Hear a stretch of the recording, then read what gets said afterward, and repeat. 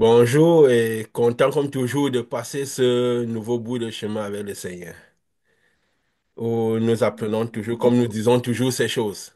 Et voilà, bonjour, je crois que nous allons tous bien. Vous allez bien? Ça va. Ok, super. Ouais, super bien, Voilà, on va, surtout ici. on va passer un bon moment, je crois bien. Comme toujours, en tout cas. Nous sommes toujours dans un moment particulier, et comme nous disons toujours, le thème majeur, c'est la venue de notre Seigneur. Nous le disons ici depuis un moment, un peu partout on le dit. Et Jésus avait annoncé cela quand il annonçait à Jean, il avait dit quoi? Au jour du son de la septième trompette. Il avait dit exactement, si je peux me permettre, il dit, et quand les sept tonnerres eurent fit entendre leur voix, j'allais écrire. J'ai entendu une voix qui me dit, celle, ce qu'on dit les tonnerres, ne l'écrit pas. Les tonnerres, c'était quoi? C'est la lumière de Dieu, l'éclair. Donc, les sceaux. Quand les sept sons ont été sonnés, il dit, ne l'écris pas. Il dit quoi? Et l'ange que je voyais debout sur la mer leva sa main droite vers le ciel et jura par celui qui vit au siècle des siècles, qui a créé le ciel et la terre, le ciel et les choses qui y sont, la terre et les choses qui y sont, la mer et les choses qui y sont, qu'il n'y aurait plus de temps. Donc, on entrerait dans une ère de l'absence de temps, de l'éternité en tout cas. Mais qu'au jour du septième ange. Donc, parce que le tonnerre a sonné, les sept tonnerres ont fait entendre leur voix, ont fait entendre leur voix. Donc, tous les sept sceaux ont été lancés, les sept lumières de Dieu sont parties. Et au jour de la voix du septième ange, quand il sonnerait de la trompette, le mystère de Dieu s'accomplirait comme il a annoncé à ses serviteurs, les prophètes. Le mystère de Dieu, c'est quoi? Le Dieu qui règne, qui recouvre son peuple. Dieu qui rentre dans son règne, comme il a annoncé. Donc, au jour de la voix du septième ange, et nous avons dit, quand le septième ange sonnerait la trompette, nous avons dit, il a dit au jour, donc aux alentours des jours, au jour du septième ange. Il n'a pas précisé le jour précis, mais ça sera au jour quand le septième ange sonnerait la trompette. Nous avons dit, nous avons vu, de par ce que Dieu nous a enseigné, de par ce que la lumière nous a fourni, que le septième ange, la septième trompette, était symbolisée par Trump, le dernier président américain. Les États-Unis qui symbolisent Babylone. Et c'est vrai, son nom même déjà signifie trompette, qui est déjà, je peux dire quoi, une prophétie en lui-même, quoi, son nom. Donc, et nous avons dit, le tonnerre a son élection. Le tonnerre a sonné, le sceau est parti, mais la trompette va résonner quand il va prendre les fonctions et qui symbolisait la septième trompette. Et il était venu à la cinquième trompette quand il a pris le pouvoir en 2017, après son mandat. Maintenant, il revient. Et nous avons vu qu'il symbolisait l'ange aussi du Seigneur de la terre, l'olivier du Seigneur de la terre. Et que déjà seulement quand le septième sceau est parti, quand il a été élu, une grande crainte a pris tout le monde, tout le monde, tout le monde, depuis qu'il a été élu, une crainte a saisi le monde entier par rapport à sa venue. Qu'est-ce qu'il va faire, comment ça va se passer et tout. On a déjà fait épiloguer de tout, rien que ce moment où il a été élu. Jusqu'à maintenant, quand il va prendre les fonctions. La trompette, c'est quoi? C'est le raisonnement. Quand le raisonnement maintenant de sa fonction, qu'il va commencer par mettre les choses en place, le bruit va commencer par se faire entendre de manière claire, quoi. Avant, c'était la crainte qui saisissait les gens. Parce qu'il se disait, il va faire ceci, il va faire cela. Et lui, il annonçait justement le ton, quoi.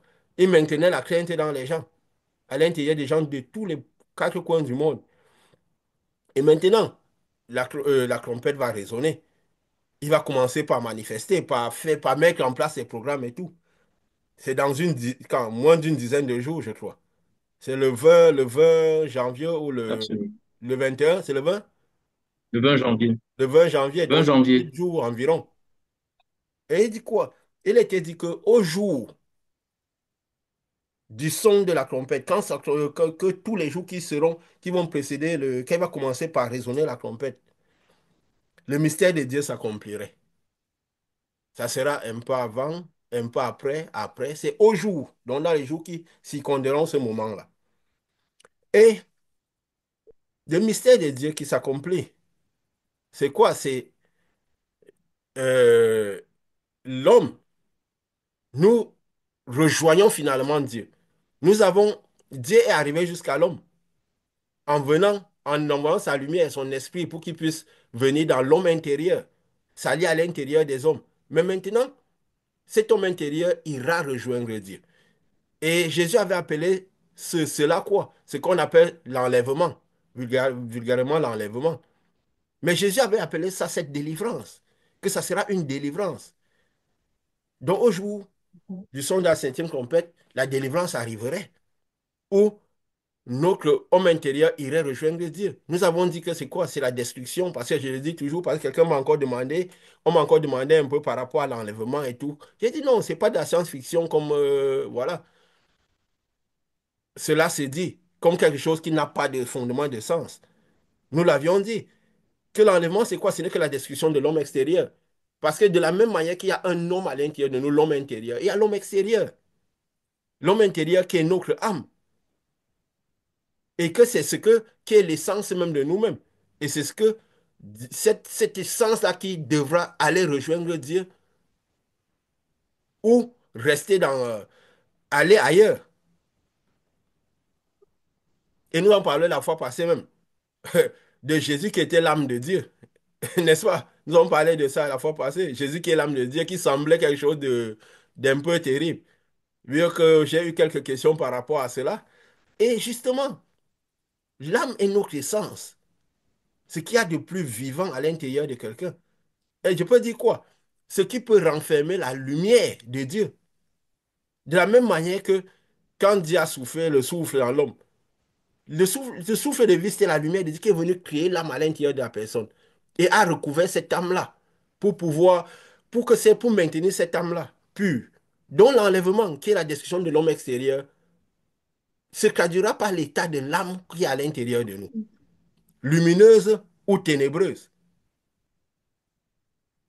Parce que quand cette destruction, comme Jésus appelait cela, la délivrance, et nous avions dit que cela dépendrait de l'état de l'âme qui est à l'intérieur. Nous, si nous avons reçu la lumière, le Saint-Esprit qui vient recouvrir notre âme et nous a conduits dans la vérité, qui a rendu notre homme extérieur léger. Donc, ce qui fait que, comme je peux dire quoi, là, le jugement, comme Paul disait, commence par ceux de la maison, par ceux qui ont le Saint-Esprit. Pourquoi? Parce que c'est eux qui auront l'homme extérieur le plus léger possible. De par tout le travail que la lumière de Dieu, le Saint-Esprit aura fait dans leur homme extérieur. Parce qu'ils ne vivront plus pour ce monde.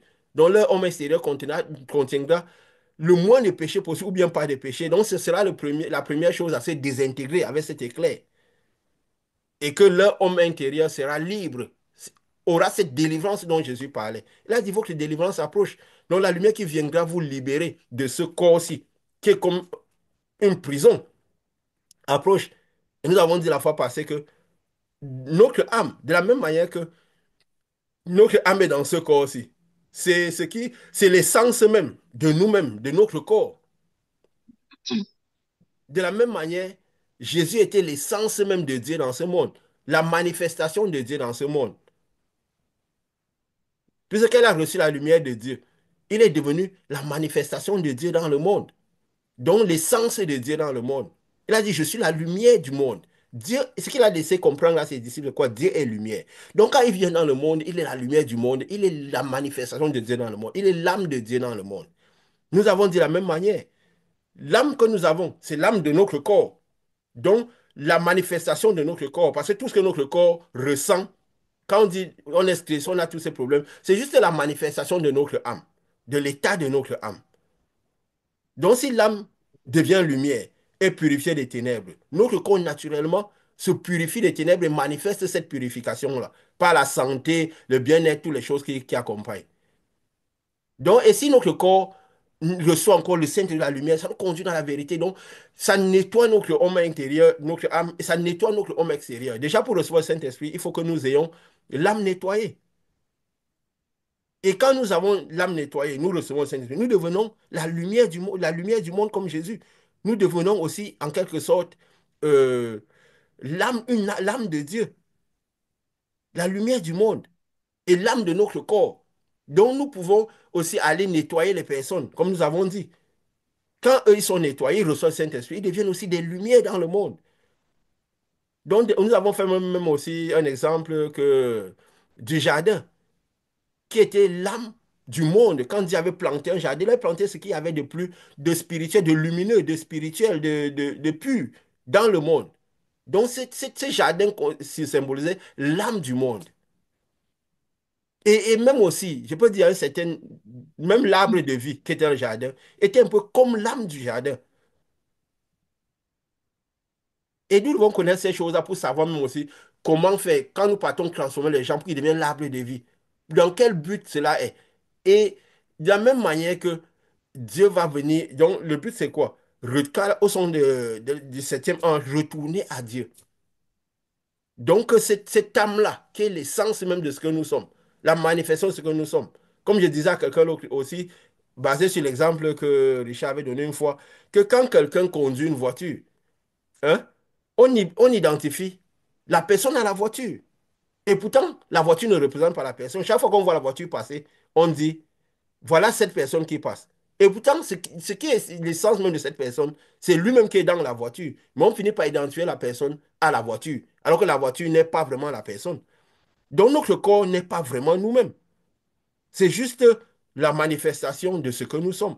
Et parfois, beaucoup de gens choisissent même leur voiture selon leur goût et tout le reste. Donc, ça traduit aussi ce que leur âme ressent comme ce que leur âme est et ressent. Donc, ce qui fait quoi? Jésus a dit, votre délivrance arrive. Donc, la liberté de cette âme-là est proche. Et nous devons connaître tout ce qui tourne autour de cette âme-là. Comment maintenir cette âme lumière au maximum. Et nous avons compris, pour comprendre bien cette âme, nous devons comprendre qui Dieu est, qui Jésus est. Jésus a dit quoi? Que l'œuvre de Dieu, c'est que vous connaissez celui que Dieu a envoyé. De la même manière que nous devons connaître Jésus qui est l'âme de Dieu, la lumière de Dieu, la manifestation de Dieu. Les gens, pour connaître Dieu, doivent connaître celui que Dieu envoie. Ceux qui deviennent des lumières, qui deviennent d'une certaine manière les âmes de Dieu. Parce qu'ils agissent dans le monde. Jésus est venu être la seule âme de Dieu. Et comme dans le monde spirituel, comme nous avons vu avec les facultés que la science, je veux dire quoi? La physique quantique a découvert que la même manifestation du spirituel, il y a possibilité de se subdiviser. Dans ce monde-là, parce que Jésus a rejoint ce monde-là et qu'il avait le corps spirituel, il a pu rentrer à l'intérieur de plusieurs personnes. Donc nous devenons l'âme de Jésus. Hein? L'âme de Jésus, tous l'âme de Jésus dans le monde. Les manifestations de Jésus dans le monde. Et pour faire ce que lui faisait lui. Donc nous devons maintenant, quand les gens maintenant, là, s'ils, je vais dire quoi? L'œuvre de Dieu, leur œuvre, s'ils veulent vraiment aller à Dieu, c'est qu'ils reconnaissent ce que Dieu a envoyé, les âmes de Jésus dans le monde. Parce que c'est là, de la même manière que Jésus a mangé le corps et qu'il a bu son Père, ils doivent manger, comme nous avons dit, le corps. Donc notre âme doit pouvoir purifier leur âme. Pour que, quand c'est l'âme puis pour recevoir le Saint-Esprit et eux-mêmes devenir des lumières. Pour pouvoir aussi participer à appeler ce qui va arriver, une délivrance pour eux. Parce que si l'âme reste ténébreuse, ça ne sera pas une vraie délivrance pour eux. De toute façon, pour que le corps, puisque si l'âme est ténébreuse, le corps extérieur aura beaucoup de ténèbres. Donc, il ne pourra pas se détruire par cet éclair. Parce que le corps extérieur ne sera pas léger. Cet éclair qui vient de l'Orient à l'Occident va pouvoir détruire l'homme extérieur de ceux qui sont lumière, qui ont moins de ténèbres, qui ont l'homme extérieur moins lourd, quoi, plus léger. Mhm. Donc, ceux qui sont dans la maison, ceux qui sont dans le Saint-Esprit. Et les autres, ça ne sera pas la destruction de la chair toujours, que l'homme va se libérer, mais là, avec plus de douleur, plus de souffrance. Et quand ça va se détruire, leur corps, leur homme intérieur sentira cette lumière-là, comme du lac, du feu et du sang.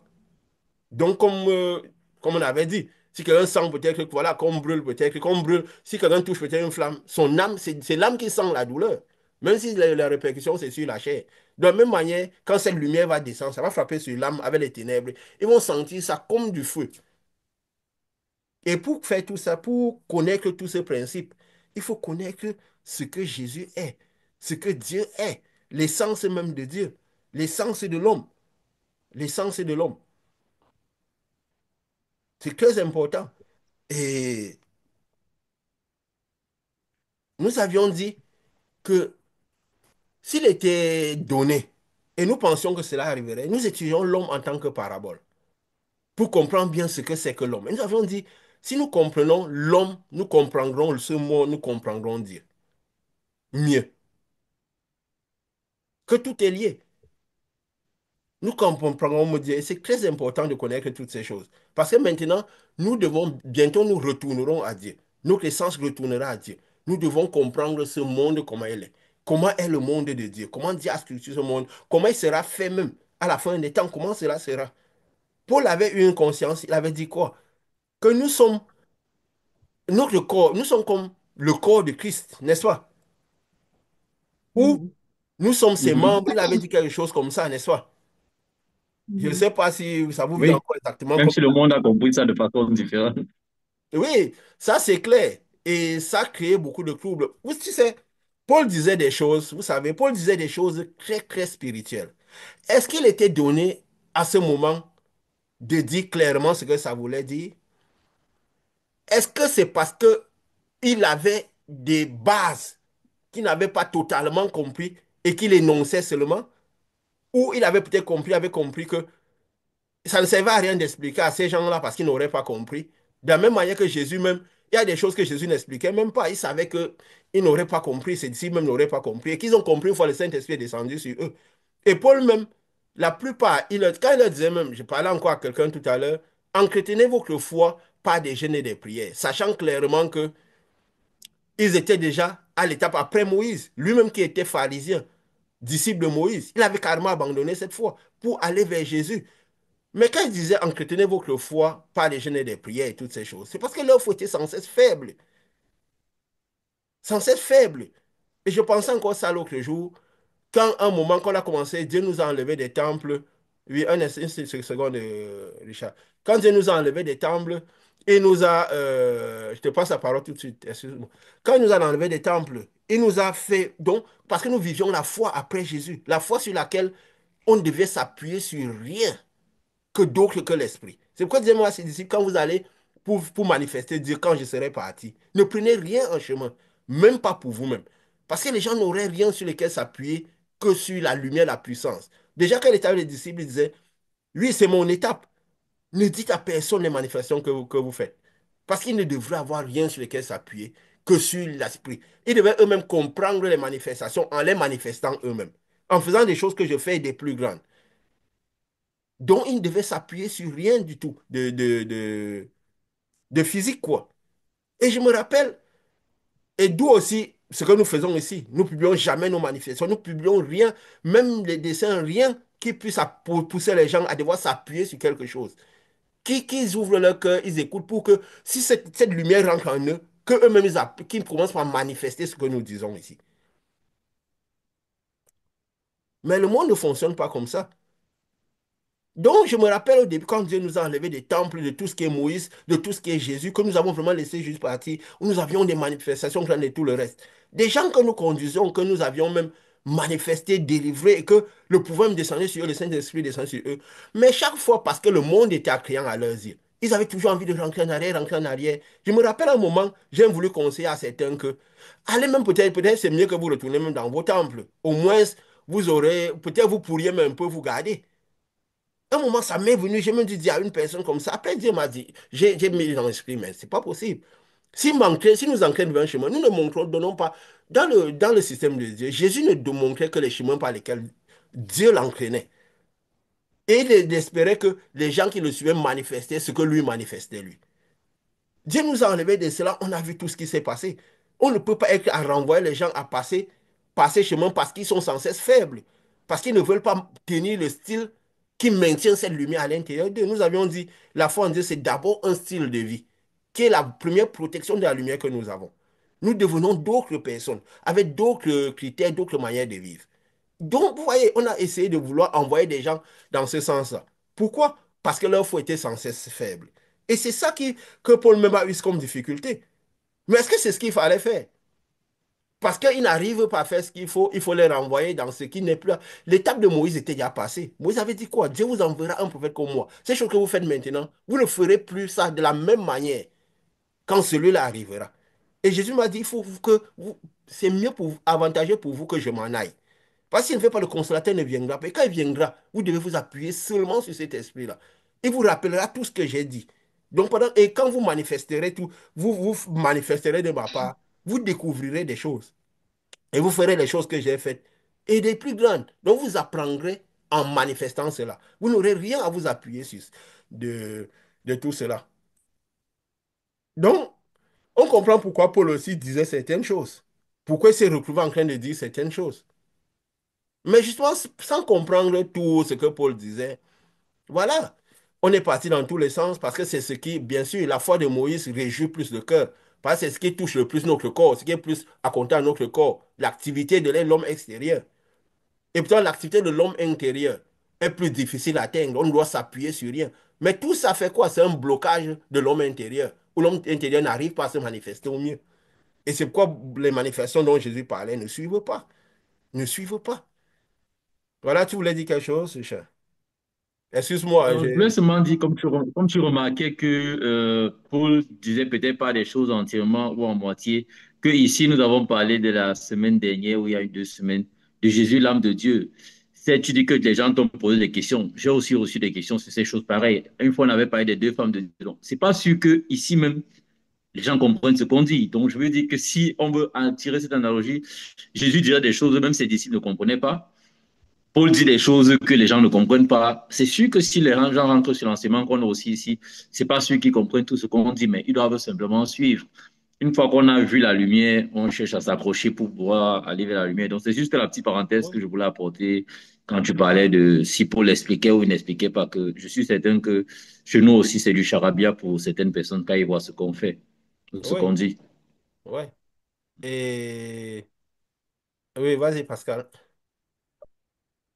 Oui, je voulais dire quand même ce que, comme tu disais tout à l'heure que Paul a souvent dit des choses. Et je pense que certaines choses même qu'il a dites sont dites ici.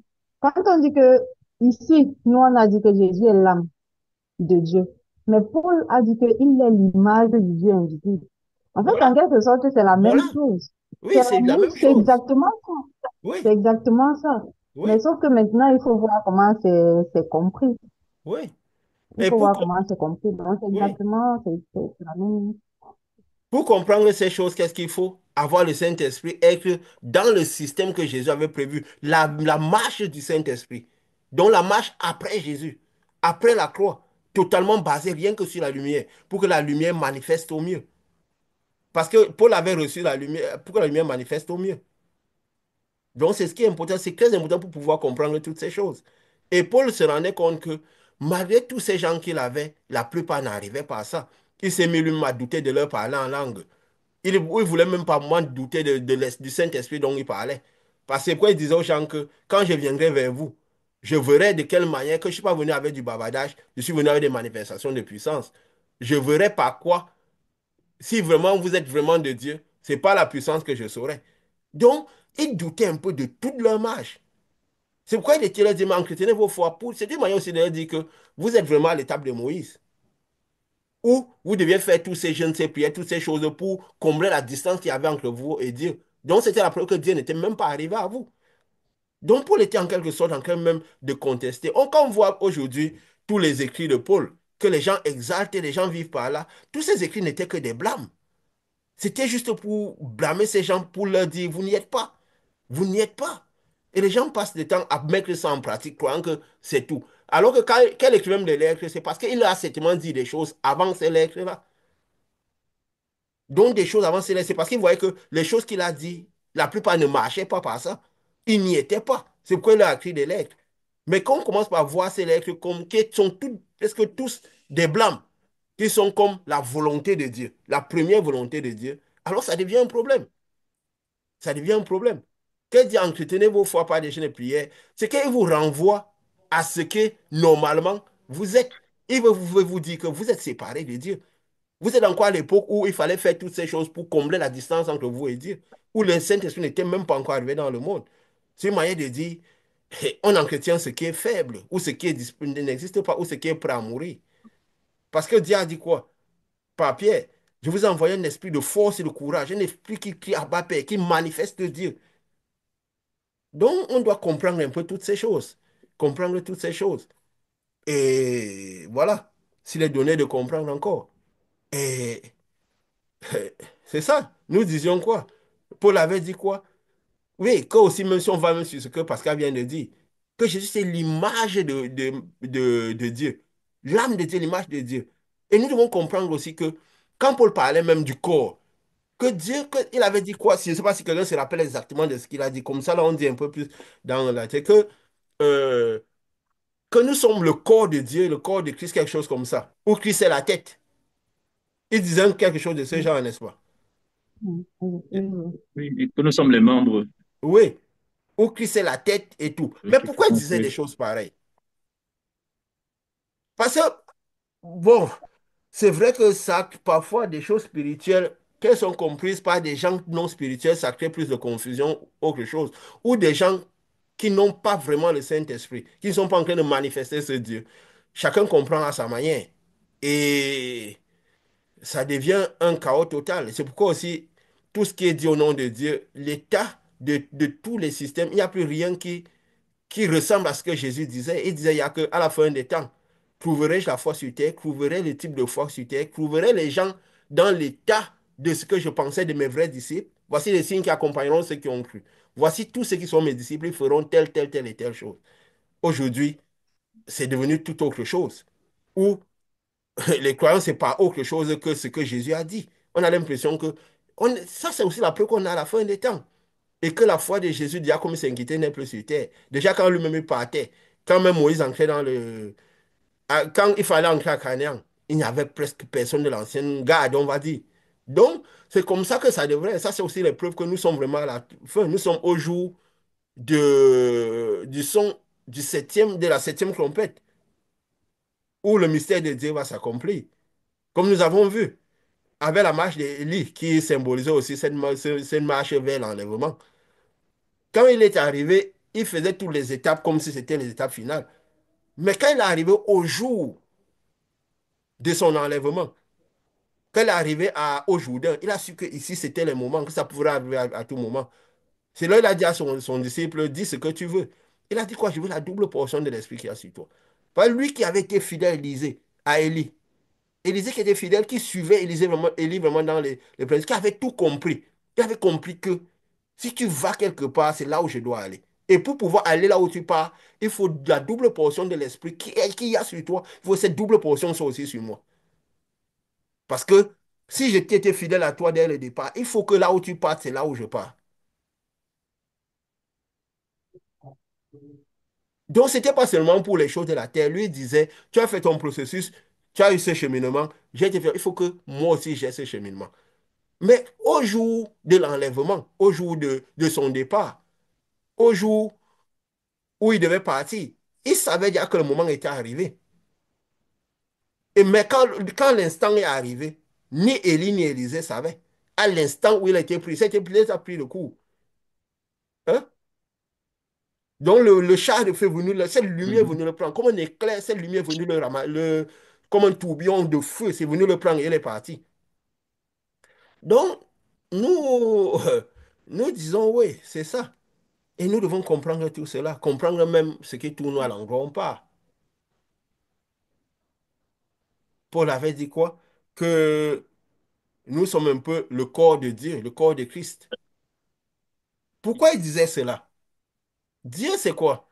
Dieu, c'est, on va dire, l'oméga, l'alpha et l'oméga, comme on dit. C'est le début et la fin de toutes choses. N'est-ce pas? Le début et la fin de toutes choses. Mhm.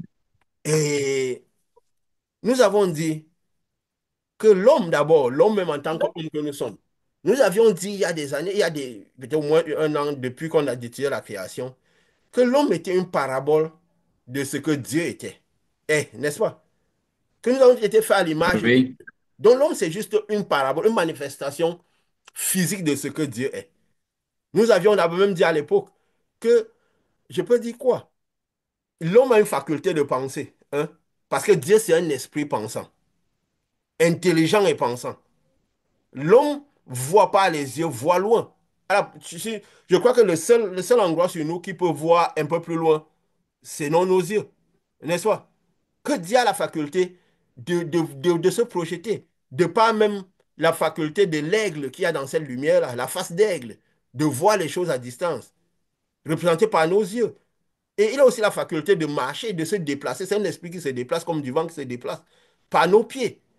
Et aussi d'affairer des choses par les mains. Comme nous, parfois, quand nous interagissons, nous envoyons la lumière. Quand nous sentons ce qui se passe à l'intérieur des gens, quand notre âme se connecte à leur âme, nous sentons ce qui se passe. C'est un peu comme si nous affairons leur corps, en quelque sorte, n'est-ce pas? Si nous sentons ce qui se passe à l'intérieur d'eux. C'est comme si par la lumière, par l'esprit, nous affairons leur corps, nous pouvons tenir leur corps et leur dire ce qui se passe à l'intérieur d'eux. Donc aussi par les mains que nous avons. Mais tout ça, c'est un peu plus que ça. Un peu plus que ça. Parce que comprenant cela, nous comprendrons même la structure du monde, de ce, de ce chemin de lumière, de ce canal de lumière où tout le monde sera. Autant quand cette liberté arrivera, quand cette délivrance va venir, autant ceux qui auront qui seront, auront été lumière dans le lieu de lumière, autant ceux qui auront été ténèbres et qui seront emprisonnés dans les trois premières dimensions, qui sera le lac de feu et de sang. L'homme même est à cette image-là, de tout ce canal de lumière-là, à l'image de Dieu. Parce que Dieu, c'est quoi? Tout ce qui sera resté dans la lumière, dans le canal de lumière. Parce qu'il y aura comme un canal de lumière où tout le monde sera dedans, où l'homme sera en présence de Dieu et tout. Et Dieu l'a représenté par plusieurs choses dans le monde. Pas des paraboles et tout. Nous avons parlé même des races, comment le monde même, même le monde, c'est une grande parabole, où les planètes même, c'est des dispositions des planètes, c'est des paraboles et tout à étudier. Nous avons étudié toutes ces choses. Nous avons étudié le monde comme parabole. Nous avons étudié les races comme parabole. Nous étudions maintenant l'homme comme parabole. Nous pouvons comprendre l'homme comme parabole. Ce qu'est l'homme.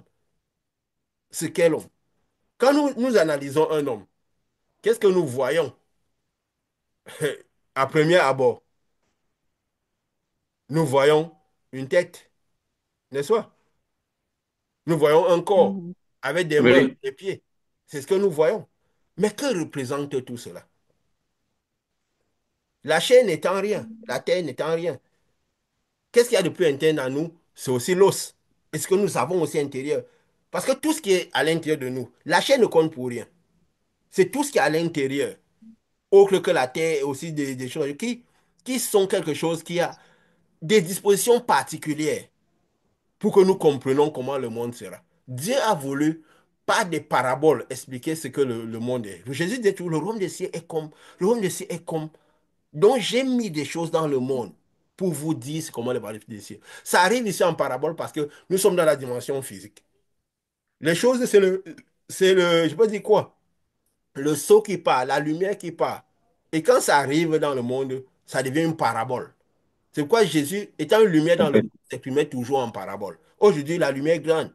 Les sept, les sept sceaux ont été ouverts. La lumière est grande sur terre. Donc maintenant, on peut expliquer toutes les paraboles. Il y a des choses qui étaient venues à l'esprit peut-être il y a un an, 2 ans.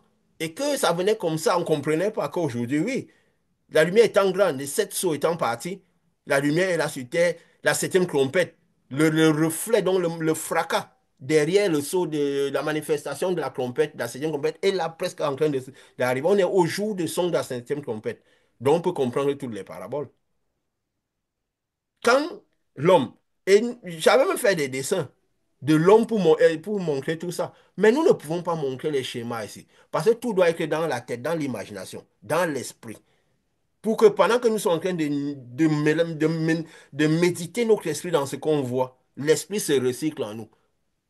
Et si ça arrive à déclencher le cœur, c'est la puissance qui se manifeste. C'est pourquoi nous ne montrons pas les images. C'est vrai, c'est arrivé quelquefois, nous l'avons fait. Mais nous ne devons jamais le faire.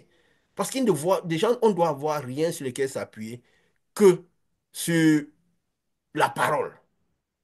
Parce que c'est la seule chose que Dieu a laissée, c'était la parole. Jésus a laissé la parole. Il n'a pas laissé les Bibles écrites, il n'a pas laissé tout cela. Aussi vrai que c'est un roi païen, Constantin, qui est venu écrire la Bible. Ces gens écrivaient qui d'autre que des blâmes et tout, mais ce n'était pas pour en faire une Bible. Ils l'auraient fait eux-mêmes. Donc la seule chose, c'est la parole. Et c'est la parole de la parole que doit sortir toute chose, la lumière, la puissance, la manifestation. Et nous devons apprendre en manifestant ce que nous disons. C'est un sens, non? C'est plus clair à ce que Oui. Jésus avait dit. Il avait dit que seule ma parole ne passera pas. Il a dit que même ma parole, c'est pas que vous devez les répertorier quelque part. Le Saint-Esprit qui vient vous rappellera tout ce que j'ai dit et vous dira des choses beaucoup plus grandes. Donc c'était ça, c'est ça l'œuvre véritable de Jésus. Si on a laissé Jésus partir pour que le consolateur vienne et qu'on marche par le consolateur. Oui, tu veux dire quelque chose? Oui, je voulais seulement ouvrir une petite parenthèse sur la parole que tu as dit. C'est un païen qui a rassemblé les nègres. Et je me posais tout de suite la question à l'intérieur de moi. Pourquoi on a dit que ça ne peut pas continuer, que la Bible est définie, on ne peut pas la continuer? C'est parce que le monde, ceux qui ont réuni les Bibles, savent que Dieu va continuer à parler.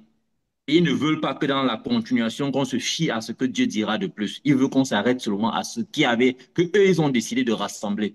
Parce qu'ils n'ont pas rassemblé tout ce qui avait été dit sur ceux qui étaient autour de Dieu ou de Jésus. Oui, Parce que je ne suis pas sûr que tous les autres disciples de Jésus n'ont rien dit, que tout le monde dans cette période n'a rien dit. Ils ont juste rassemblé ce qui pouvait être, et on a défini qu'il ne faut plus qu'un seul livre soit ajouté oui, à cette parole pour pouvoir empêcher que l'évolution de la parole qui devait venir à l'intérieur de nous le continue à se manifester afin que les gens écoutent une autre direction que celle qui est dans le passé.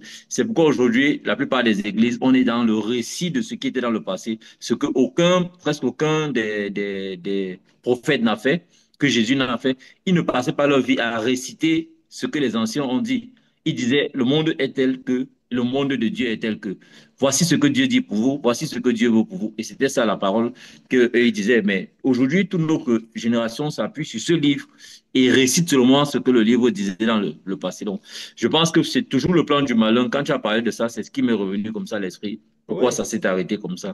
Et vous savez, on dit souvent que c'est en un instant, hein.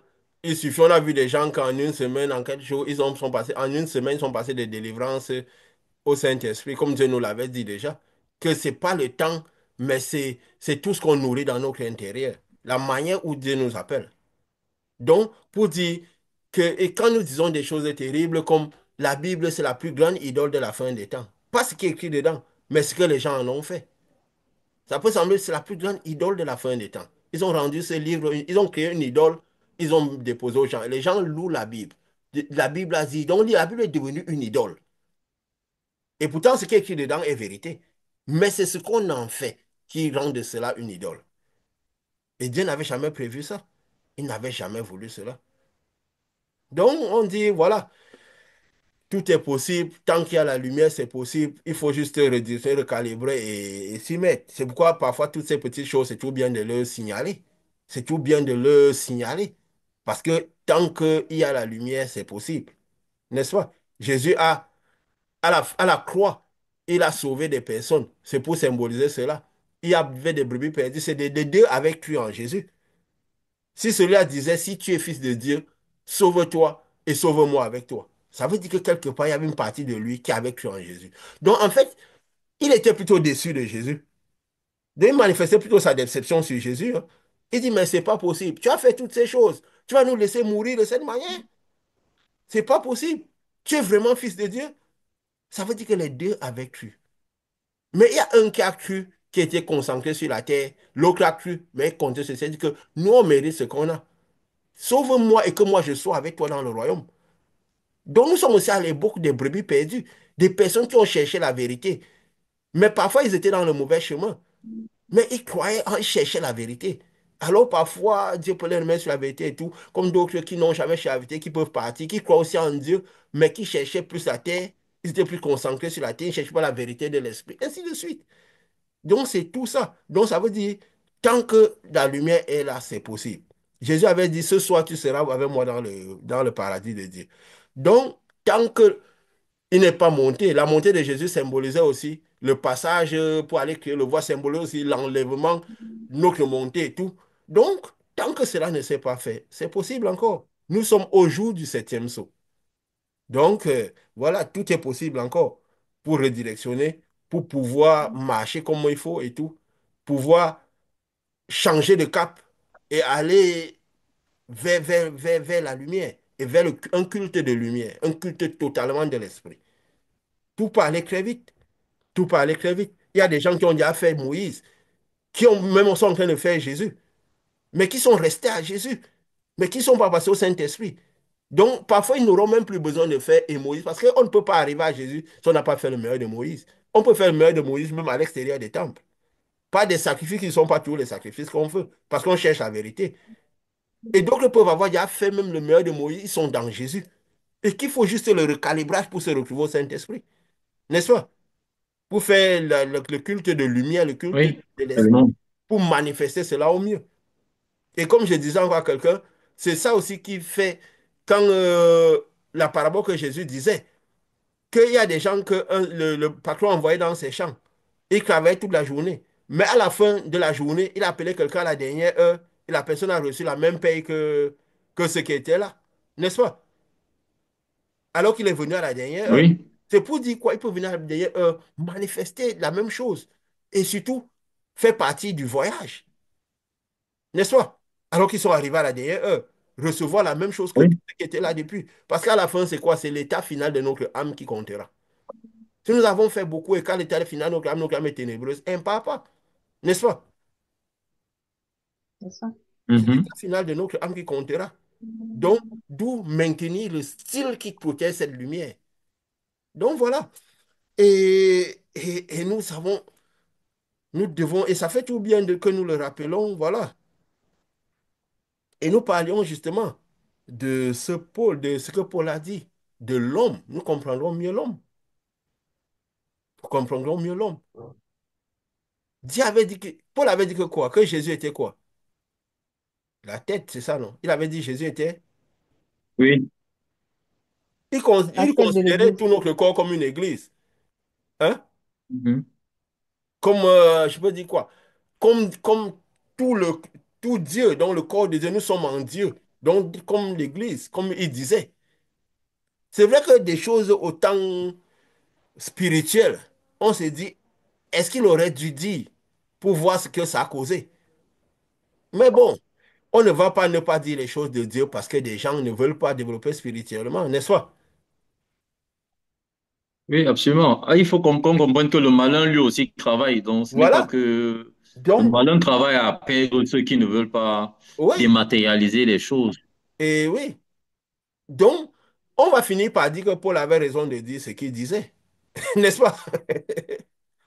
Et sans compter aussi que s'il n'y a pas la difficulté, on ne pourra pas attraper Jésus et rester ferme dans Jésus.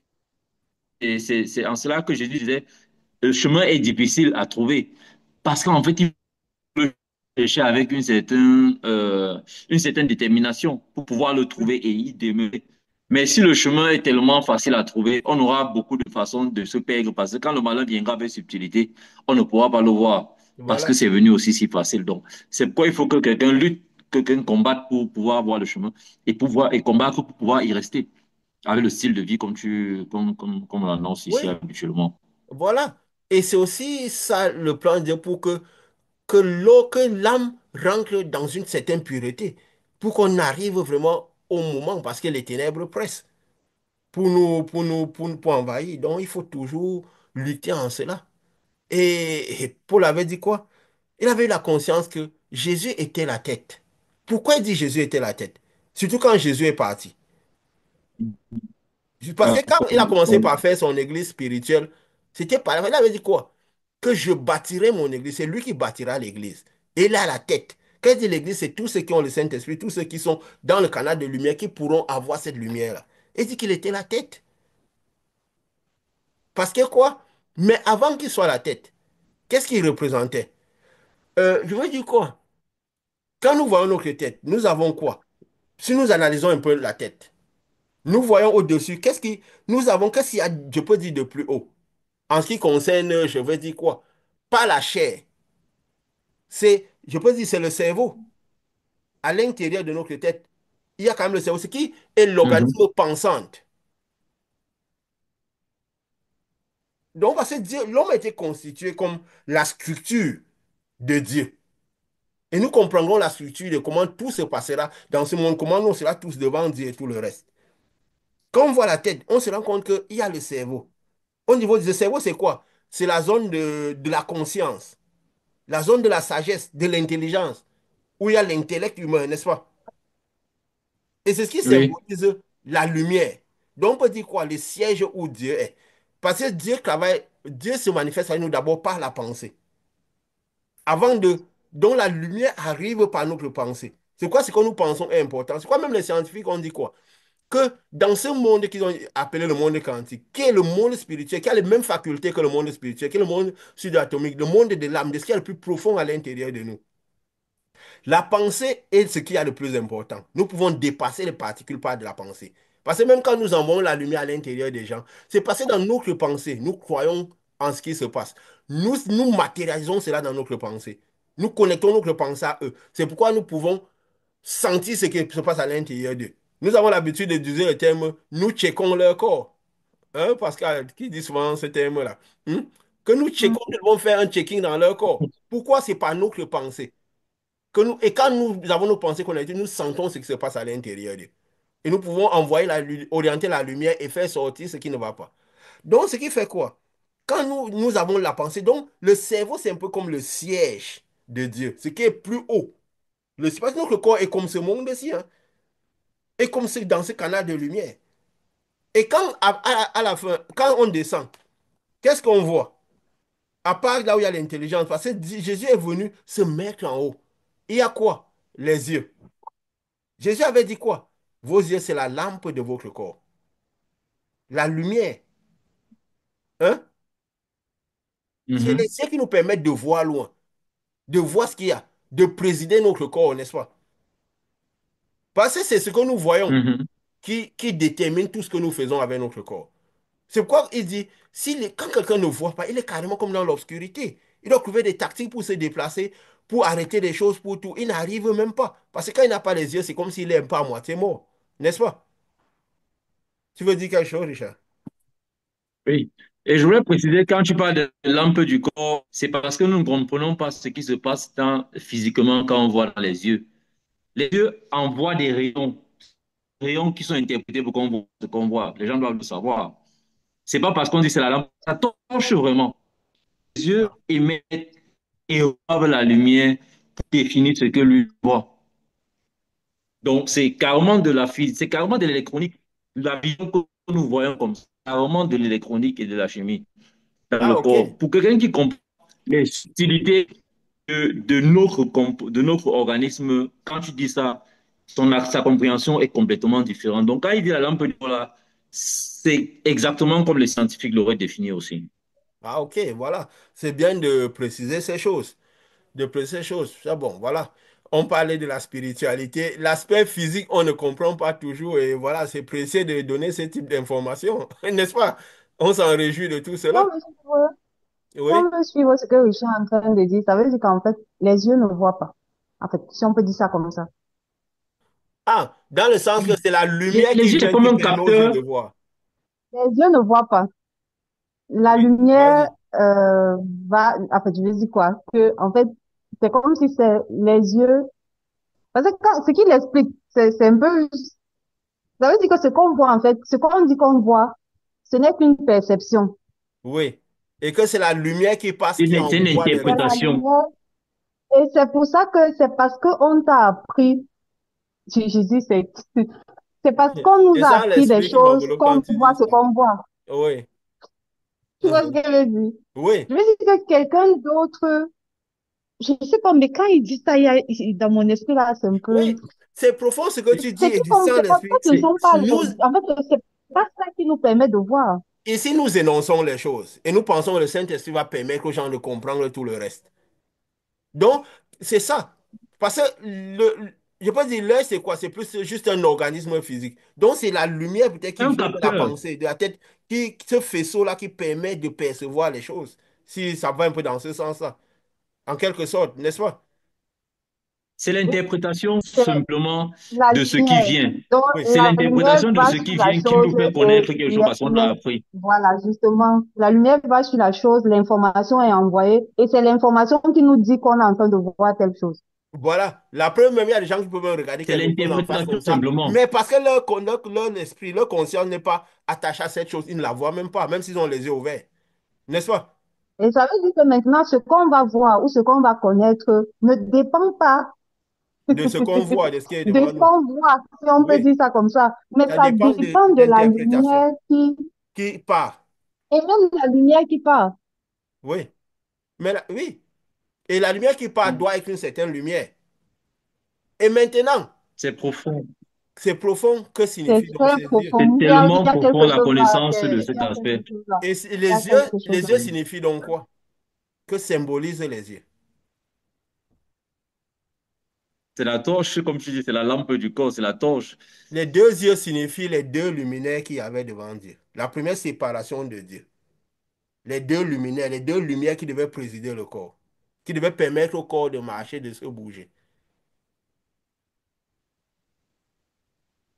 Des deux lumières. Pascal a dit tout à l'heure qu'en fait, c'est des lumières. Tu as dit c'est les faisceaux de lumière qui partent et tout. Les deux signifient justement les deux luminaires qui étaient devant Dieu. Devant la pensée, Dieu qui est la pensée, la lumière, l'immatériel, qui envoie les informations justement. Et les yeux, c'est les deux qui président le corps, qui président la vie, tout le reste, qui permettent à tout de bouger, d'avoir une certaine harmonie et tout le reste.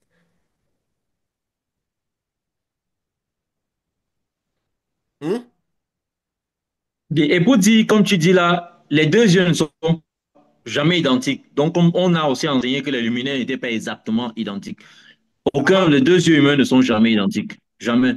Ah bon? Bon, donc je Jamais. complète. Donc, ça conforte davantage dans ce que tu dis et dans Oui, ce qu'on sait. parce qu'il y avait, Dieu a sorti deux luminaires, deux yeux. Il y avait un luminaire qui était Yeshua, l'autre qui était Lucifer, qui étaient les deux luminaires, les deux lumières par qui Dieu devait présider le monde, qui étaient les deux fils de Dieu. Hein? Et le luminaire droit, c'était le côté l'œil droit, qui devait présider le côté droit. Et il y avait un luminaire à gauche qui devait présider le côté gauche. C'est pourquoi tu vois, notre corps, après la tête, c'est comme une symétrie, où l'un est la symétrie de l'autre. Ou un Mhm. côté, c'est comme la symétrie de l'autre, n'est-ce pas? Presque Mhm. identique. Qui peut avoir des petits différences, mais tout est presque identique. Pourquoi? Parce que c'était des deux lumières, oui, par lesquelles Dieu devait présider le monde. Donc, où la conscience devait présider le reste du corps. Et qu'on voit même, ce que sur le trône, et on parlait de quoi? Des lumières. Et par la conscience que Dieu avait dit, il y avait l'œil droit qui symbolise le luminaire Lucifer, qui est devenu Satan. L'œil gauche qui symbolise Yeshua. Et comme on l'avait lu, c'est même pour ça que quand Dieu parlait de... Parce que ça préside et le côté gauche. Et l'autre préside le côté droit. Les deux symétries. Les deux avaient vraiment ce côté à présider. Il devait être la lumière qui présiderait tout le monde, qui présiderait tout le reste. Et c'est pourquoi, justement, quand on va donner des explications, quand dans Matthieu 10, quand Jésus disait que si ton œil droit est pour toi une occasion, il a précisé droit est pour toi une occasion de chute, arrache-le et jette-le. Il a dit si ton bras droit est une occasion de chute, coupe-le et jette-le. Pour l'œil, nous dirons ce que c'est, pour le bras, nous dirons pourquoi. Il a précisé. Certains autres n'ont pas précisé. Il a dit si c'est ton bras. Mais Matthieu a tenu à préciser si ton bras droit. Et nous remarquerons que dans beaucoup d'endroits dans la parole, parce que quand Dieu a mis ça dans l'esprit, on est parti un peu regarder que le côté droit symbolise beaucoup de choses. Donc, de la même manière que l'œil droit symbolisait, c'est la parole pour symboliser Lucifer là où il était, qui a perverti sa place, qui a perverti sa lumière. Beaucoup de choses sont dictées. Le côté droit symbolise beaucoup de choses. Même dans le monde, il y a beaucoup de reflets de cela. Donc, c'est pourquoi il disait que si c'est ton œil droit qui cause l'occasion de chute, arrache-le. Pourquoi? C'est parce que c'est à droite qu'il y aurait la perversion, qui pourrait causer ta chute. Pourquoi? Parce que celui qui a chuté était symbolisé par l'œil droit.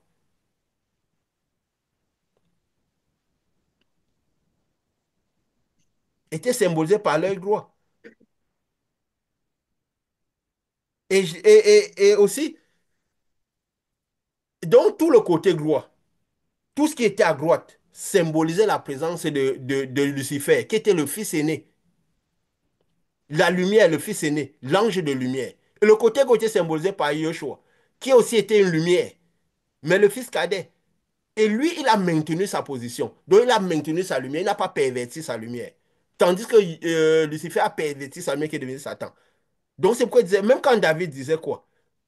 Et je vois constamment le Seigneur à ma droite. Pourquoi est-ce que le Seigneur était à la droite? Dieu avait dit quoi à Jésus? Que assieds-toi, quand tu as vaincu, assieds-toi à ma droite jusqu'à ce que je fasse de tes ennemis le marchepied.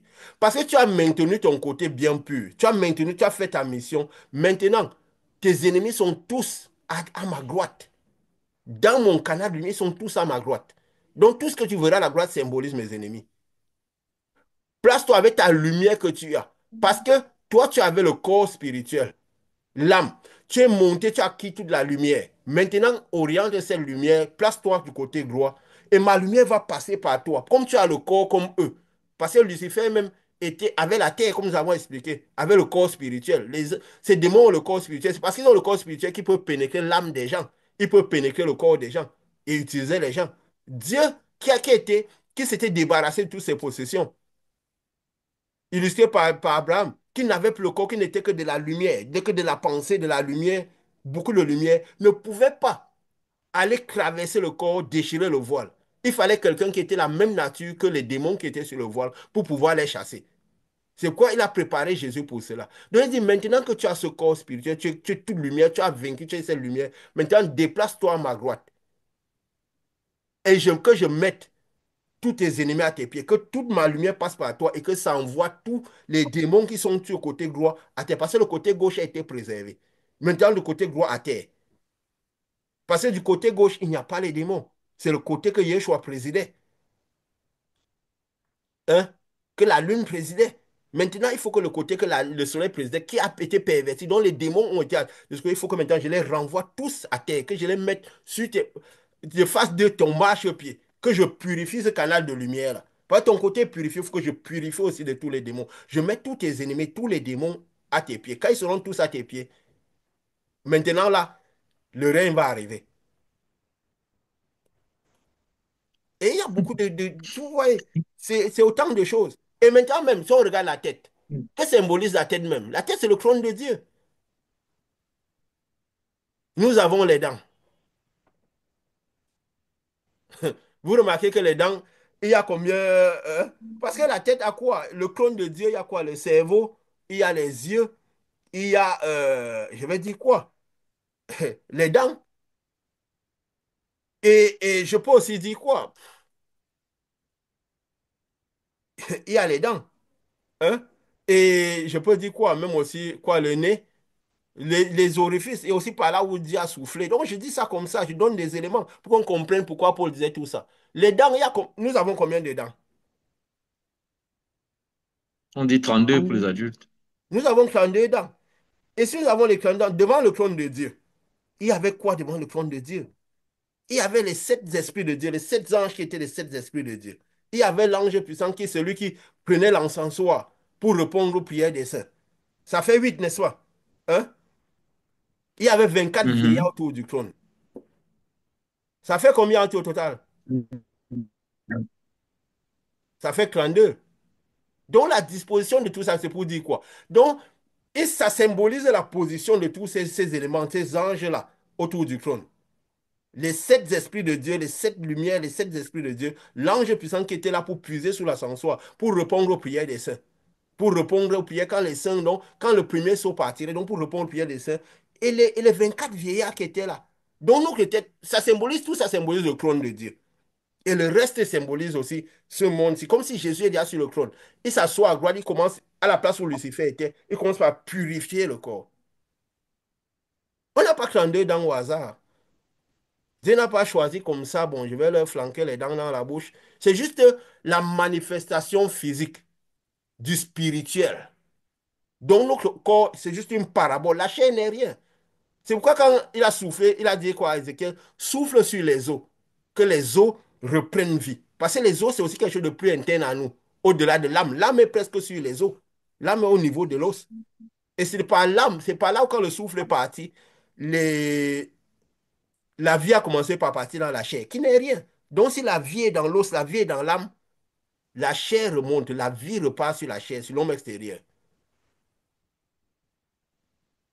Donc, les dents là symbolisent tous ces anges qui étaient devant le trône. Il y a les deux luminaires qui est là, tout un peu les êtres vivants, tout ce qui était sur le trône.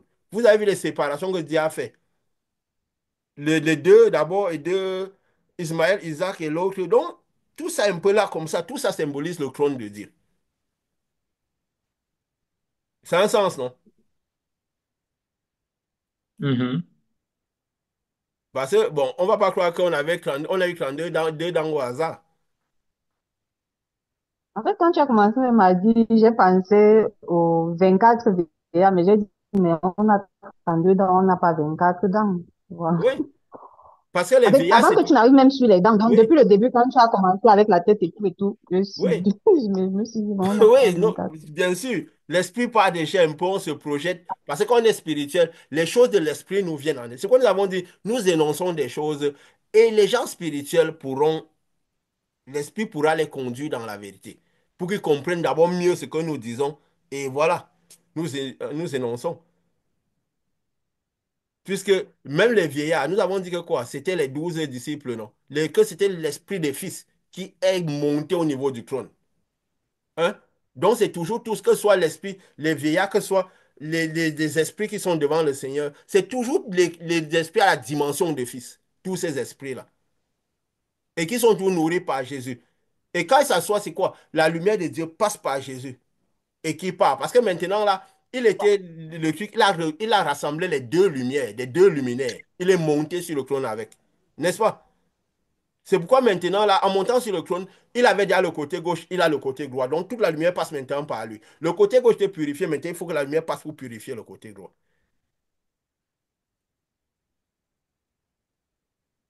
Et maintenant, Et ça justifie pourquoi on est plus de droitiers. On est 90% de droitiers et 10% de gauchers dans le voilà, monde. voilà, ça signifie beaucoup de choses. Pourquoi? Parce que le malin aussi, étant son côté, il a orienté beaucoup ses démons sur le côté, parce que le côté droit sur lequel ses démons sont plus, quoi. C'est symbolique, hein. Sont Le plus. Et monde même, physique, je vais dire symbolique. Ça va même aussi être symbolique. Vous savez, Dieu utilise ses prophètes comme des cobayes parfois. Hein? Les prophètes de Dieu, c'était des cobayes. Quand il veut montrer quelque chose dans le monde, il utilise le prophète pour illustrer cela. C'est pour dire que la vie des hommes de Dieu, des véritables envoyés de Dieu, au-delà sont d'abord des messages. Si on analyse leur vie, beaucoup de choses de leur vie sont des messages.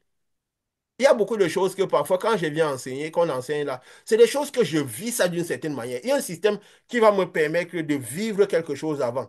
De manière que quand les anciens vont venir, je vais mieux comprendre ce qui se passe. Quand le peuple d'Israël devait souffrir, il avait dit à qui? C'était Ézéchiel. Toujours ces prophètes messagers qui voient. Il avait dit mhm, quoi? Tu dois manger les excréments des hommes exactement. pour montrer de quelle manière le peuple devait manger les excréments, n'est-ce pas? Et après, il lui a dit que non, c'est Claude. Mais lui a quand même dit, tu vas quand même manger les excréments, je dois montrer mon message. Tu es un exemple, ta vie ne compte pour rien. C'est quoi ces gens-là? Ils disent, vous êtes morts pour ce monde-ci. Ne croyez pas que votre vie, c'est à quelque chose. Votre vie n'est qu'un exemple pour moi. C'est quoi les Moïse avait compris? Après 40 ans, il s'est séparé de sa femme parce que la mission, il a compris qu'il était un sacrifié. Pourquoi? Parce que c'est des gens qui le sacrifient, ils sont même des sacrifices même en eux-mêmes. Tous ces messagers, tous ces gens. Vous avez vu tous les disciples de Jésus, ils ont carrément quitté leur famille, tout. Donc, c'est des sacrifiés.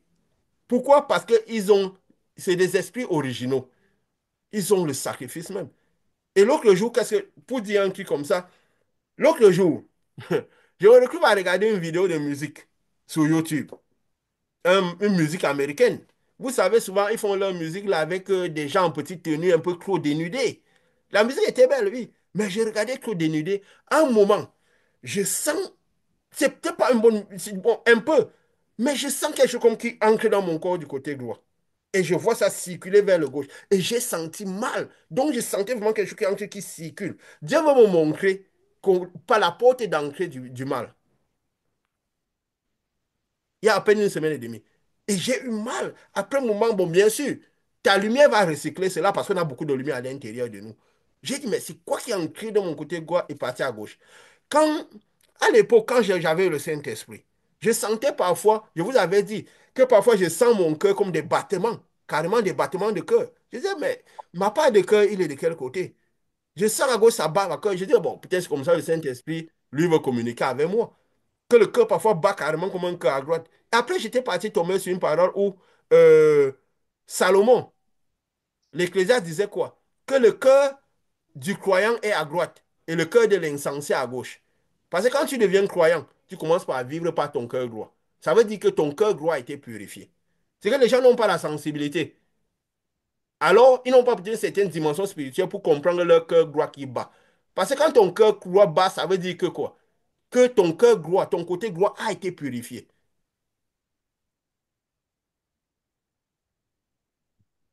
Donc, c'est la porte d'entrée du mal, le cœur droit. Mais, parfois, est-ce qu'on est sensible à son cœur droit? Est-ce qu'il est donné à tous d'être sensible à son cœur droit? Salomon était sensible à ça. Il avait dit, le cœur de l'insensé à gauche, pendant que le cœur du croyant est à droite. Parce que celui qui a le cœur qui reste à gauche, chargé d'émotions, chargé de toutes ces choses, c'est parce qu'il est encore insensé. Peut-être son côté droit n'est pas totalement purifié.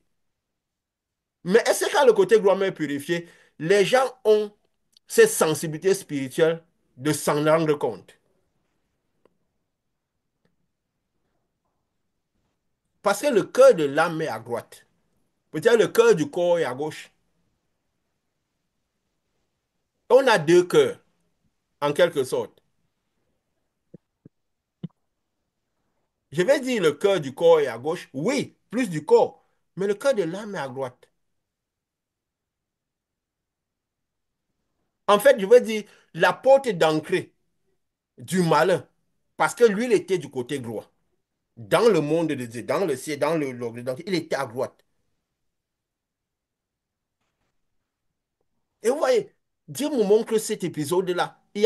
Comment on devait pas, on parle de ça aujourd'hui, il y a environ une semaine, autour d'une semaine. Juste une vidéo que j'ai regardée. Parce que ça avait quand même des choses. Bon, oui, les gens n'étaient pas très bien habillés. Et parfois, tu vois, ces vidéos sont parfois inspirées, ces musiques par les malins, font partie de et tout cela. Parfois, les gens écoutent des vidéos comme ça qui transportent les esprits. Peut-être que quand on a la lumière, on ne réalise pas. Et quand notre corps n'est pas sensible à ce qui est ténébreux, les ténèbres entrent en nous, nous ne nous rendons même pas compte. Peut-être aujourd'hui, quand nous asseyons au milieu des gens et que leurs ténèbres commencent à manifester, nous le sentons. Mais combien de gens arrivent? Mais si on n'est pas dans cette foi de la lumière, cette foi de lumière-ténèbres, on ne va pas sentir cela. Puisqu'il y a encore la physicité dans notre foi.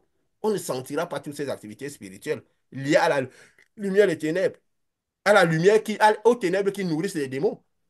Parce qu'on peut chasser les démons, ils viennent pas. Mais la source qui les nourrit, c'est les ténèbres. De la même manière que nous sommes la manifestation de l'esprit, mais ce qui nous nourrit, c'est la lumière. C'est la lumière qui nourrit nos âmes. De la même manière que c'est les ténèbres qui nourrissent les démons, qui viennent nourrir l'âme des gens. Donc il faut opérer au niveau de la lumière pour pouvoir. Parce qu'on nettoie la lumière, on nettoie tout ce qui alimente des démons. Le nettoyage total et les manifestations sont aussi immédiates. Mais il faut passer de la foi de Jésus à la foi après Jésus. La foi juste de l'esprit. Totalement de l'esprit.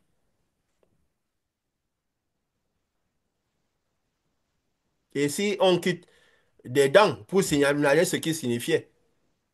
Parce que ce n'est pas tout qui est important, c'est les dispositions, c'est les paraboles. On doit comprendre les différentes paraboles qu'il a sémées dans le monde de tout représente. Parce qu'on parlait même des planètes, il y a des planètes qui n'ont pas, mais la plupart, donc de tout ce que ça donne comme symbole notre corps, parce que notre corps est caché de mystère. Notre corps, c'est un mystère à déchiffrer. Si les choses sont encore paraboles pour nous, on ne va pas comprendre tout cela. Et quand on descend, qu'est-ce que j'ai remarqué? Quand on descend peut-être de ce qui représente le trône de Dieu. Qu'est-ce qui nous lie? On a, surtout au niveau squelettique, voilà, chair n'est rien. On a, c'est quoi ça derrière? C'est quoi les vertèbres, la colonne vertébrale, n'est-ce pas? La colonne Mhm, vertébrale a, j'ai essayé de regarder, il y a 33 vertèbres au total. Et il y a 7 vertèbres cervicales, 7 vertèbres qui nous lient au cerveau. Donc, ce qui nous lie à notre trône, c'est 7. Ce qui lie au trône, ce qui symbolise le trône et tout ce qu'il y a autour du trône. C'est 7 exactement vertèbres qu'on appelle les vertèbres cervicales. Est-ce un hasard? Et après, maintenant, cette vertèbre cervicale, il y a quoi? 12 vertèbres dorsales. Et les doubles vertèbres, sur les 12 vertèbres dorsales, nous avons 12 paires de côtes. 12 à gauche, 12 à droite. Quand nous avions dit que quand Dieu avait séparé deux luminaires et les étoiles, que chaque luminaire avait 12 étoiles, 12 étoiles, qui avait 12 étoiles de Yeshua, 12 étoiles de Lucifer. N'est-ce pas? mhm. Et que c'est pour ça que Jésus, qui est la manifestation physique de Yeshua. Parce que Yeshua, c'est l'esprit de cette lumière qui est sortie de Dieu, qui est ancrée en Jésus. C'est la manifestation physique de Yeshua, Jésus. Et c'est pourquoi il avait 12 disciples qui le suivaient. Mais comme Lucifer a perverti sa lumière, ces 12 disciples, il les a mis sur le seau, pour, quelques-uns pour bloquer le voile. Il a mis 4 dans le monde. Il a mis 4 dans le monde. Et donc il a disposé aussi ces 12 de 12 manières pour bloquer l'accès à Dieu, pour qu'on ne puisse plus arriver à Dieu. Et donc il y a 12 vertèbres dorsales, il y a 5 vertèbres lombaires, 5 vertèbres qui sont soudées au sacrum et 4 vertèbres soudées au coccyx. Mais je vais m'intéresser sur les 12 vertèbres dorsales. Donc il y a 12 qui sont du côté gauche, 12 qui sont du côté droit. Et quand on voit les 12 vertèbres, on va se dire, Lucifer avait perverti son côté. Donc ses anges sont un peu éteints. De la même manière qu'il lui a été éteint.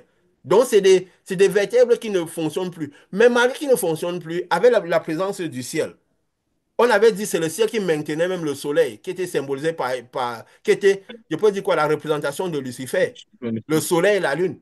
Le soleil, mais il continue à être visible pourquoi? À cause du ciel. Alors, ce qui fait que donc, les vertèbres, les 12 paires, donnent toute l'impression qu'ils sont là. Mais nous vont comprendre ce qu'ils représentent. Et dans le monde, puisque maintenant c'est Yeshua qui est dans le monde. Parce que même quand Dieu quand Dieu a, je veux dire dans le monde, nous avons les 12 côtes même. Quand nous voyons les côtes de chaque côté, il y a déjà un an, Dieu m'avait dit, les côtes là, c'est pas au hasard que c'est 12 et qu'il y a 24. Vous voyez même que les 24, ça symbolise aussi les 24 qui sont sur le trône. Quand on dit qu'ils ont augmenté les positions, qu'ils sont allés sur le trône. Donc, c'est un symbole de toutes ces lumières. Quand Dieu est monté, il a fait monter les positions au niveau du trône. Mais les positions sont restées aussi. Parce que c'est comme nous voyons dans le système quantique, c'est des choses qui se régénèrent. Donc, ça veut dire que quoi? Des cellules mères deviennent comme des cellules filles. Donc, ça Subdivision. se subdivise en plusieurs cellules qui ont les mêmes caractéristiques. Et tout ça, c'est quoi? Et notre clone, même si, le clone qui a tout ça, symbolise un peu le monde. Parce que maintenant que Yeshua est monté au niveau du trône, il y a le monde qui est encore là aussi. Où il y a tous ceux qui sont disciples. Donc, il y a tout l'esprit des 12 qui restera dans le monde.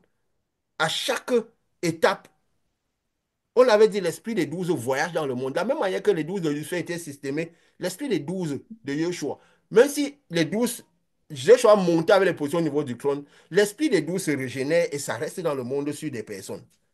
Toujours, à travers les générations. Parce que le clone représente aussi le monde. Je peux dire une partie en dessous du trône. Parce que le monde final sera comme ça, hein. Parce que quand nous serons détruits, quand la chair sera détruite, l'âme des gens va juste rester. C'est juste un monde alternatif, une dimension alternative, une dimension miniaturisée, la dimension de l'âme. Ce n'est pas qu'on va aller quelque part. On va juste passer dans la position, dans ce monde parallèle, qui est le monde de miniature, le monde de l'âme, le monde subatomique. C'est pourquoi on dit Quand on dit l'enlèvement arrivait, on dit nous sommes en train de marcher vers la fin. L'enlèvement a commencé. Nous sommes tous dans ce monde, mais nous avons la perception, pour ce que Dieu a attiré l'attention, que les nuages sont en train de baisser. Mais nous sommes tous dans ce monde en train de marcher. Toi, l'air normal, n'est-ce pas? Mais Mhm. j'ai commencé par remarquer que mais, j'avais l'impression que les nuages étaient tout proches, les nuages étaient tout proches. Dieu m'a dit, mais quand tu étais en train de monter dans le cheminement que je te montrais, à un moment, tu as vu comme ces nuages étaient. Tu admirais que tu étais au niveau des nuages avant que l'éclair ne vienne. C'est une perception qu'on a. Pourquoi? Parce que notre esprit est en train d'aller dans cette dimension-là. Donc, la dimension physique est en train d'aller vers sa destruction. On est en train d'entrer dans la dimension spirituelle, la dimension de l'âme, la dimension finale. C'est qu'on a cette perception, mais qui semble invisible, qui semble imperceptible, imperceptible pour la plupart des gens. C'est aussi pour ça que nous manifestons encore au maximum cette lumière-là. Parce que nous sommes en train de marcher vers cette dimension-là. Nous sommes déjà passés à cette dimension-là. Donc, à la voix du septième ange, le plan mystère de Dieu s'accomplirait. Donc, l'homme rentrera dans cette dimension. C'est juste une dimension parallèle à celle que nous avons ici. Comme nous sommes sur Terre, il y a des gens qui peuvent manifester la cinquième dimension, d'autres qui manifestent la quatrième, d'autres qui manifestent la troisième. Mais nous sommes tous là. N'est-ce pas? Nous sommes tous là. De la même manière, ça sera la même Mhm. chose dans ce monde-là qu'on ira tous. Chacun entrera dans son lieu. Mais on sera tous comme si on est devant le trône de Dieu. On aura le trône devant nous, comme sur la tête, avec tous les esprits, tous ceux qui auront ces positions, rejoindront ces positions. Ce sera comme des loges. Mais on aura l'impression qu'on est tous dans le même monde, avec toutes les potentialités différentes. Comme j'avais dit, on est dans le monde. Les potentialités de quelqu'un qui est peut-être aux États-Unis, c'est pas la même que la vie que quelqu'un qui est aux États-Unis, c'est pas la même que quelqu'un qui est en Afrique. Donc les gens auront les potentialités spirituelles énormes, mais différentes. C'est quoi Dieu dit? Emmagasiner les talents. Donc on magasine, grandissant en esprit. Parce qu'il peut y avoir des promotions de position. Donc de telle manière que tous seront devant le trône de Dieu, selon ce qui est donné, les originaux seront là où ils sont. Il y aura beaucoup de gens qui auront l'esprit original, qui ne vont même pas rejoindre le royaume de cieux, qui vont finir dans les dimensions ténébreuses, dans le lac de feu. Ils n'auront même pas fait ce qu'ils font, qu'ils doivent faire.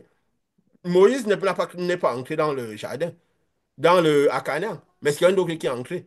Mais ça ne veut pas dire quand certainement, quand Jésus a créé le voile, certainement tout ce qui devait se faire, c'est fait. Tous ces prophètes ont rejoint parce qu'il y a beaucoup de lumière sur eux. Donc c'est un peu ça. Et, et dans les côtes, comment on remarque les côtes? Les côtes, il y a 12 paires de côtes. Parce que quand Dieu nous envoie, on va dans Google, on part faire les recherches. Il faut la connaissance. L'esprit s'appuie sur la connaissance. C'est pourquoi même ceux qui ont découvert ce qui pouvait sembler le monde, qui était le monde de Dieu, c'est qui? C'est les scientifiques. Que les quartiers de ce monde, c'est le monde quantique. Par la science quantique, ils ont compris les potentialités du monde spirituel. Où Dieu dit, je me suis révélé à ceux qui ne me cherchaient pas. Hein? Je me suis laissé trouver par ceux qui ne... On dit, je me suis laissé trouver. C'est parce que dans le monde spirituel, il n'y a pas l'action. C'est pas on est dans ce monde que les prophètes parlent de ça comme ça, c'est mis de cette manière. Parce qu'eux, ils se projetaient, ils ne voyaient pas l'esprit, la faculté de l'aigle, à voir ce qui arrivera à la fin des temps. Ils ont remarqué que ceux qui ont découvert finalement qui était Dieu, c'est ceux qui ne cherchaient pas Dieu. Eux, ils faisaient leur science, ils étudiaient la lumière, sans même comprendre que Dieu était cette lumière, que cette lumière était Dieu. Et pourtant, Jésus a dit à ses disciples, à Jean, il a résumé que Dieu est lumière. Donc, parce qu'ils étudiaient la lumière, ils ont mieux compris ce monde quantique, ce monde spirituel, ce monde de Dieu. Mais ceux qui demandaient les choses à Dieu et continuent à prendre ça comme de la science-fiction, hein, quelque chose qui n'a aucun fondement.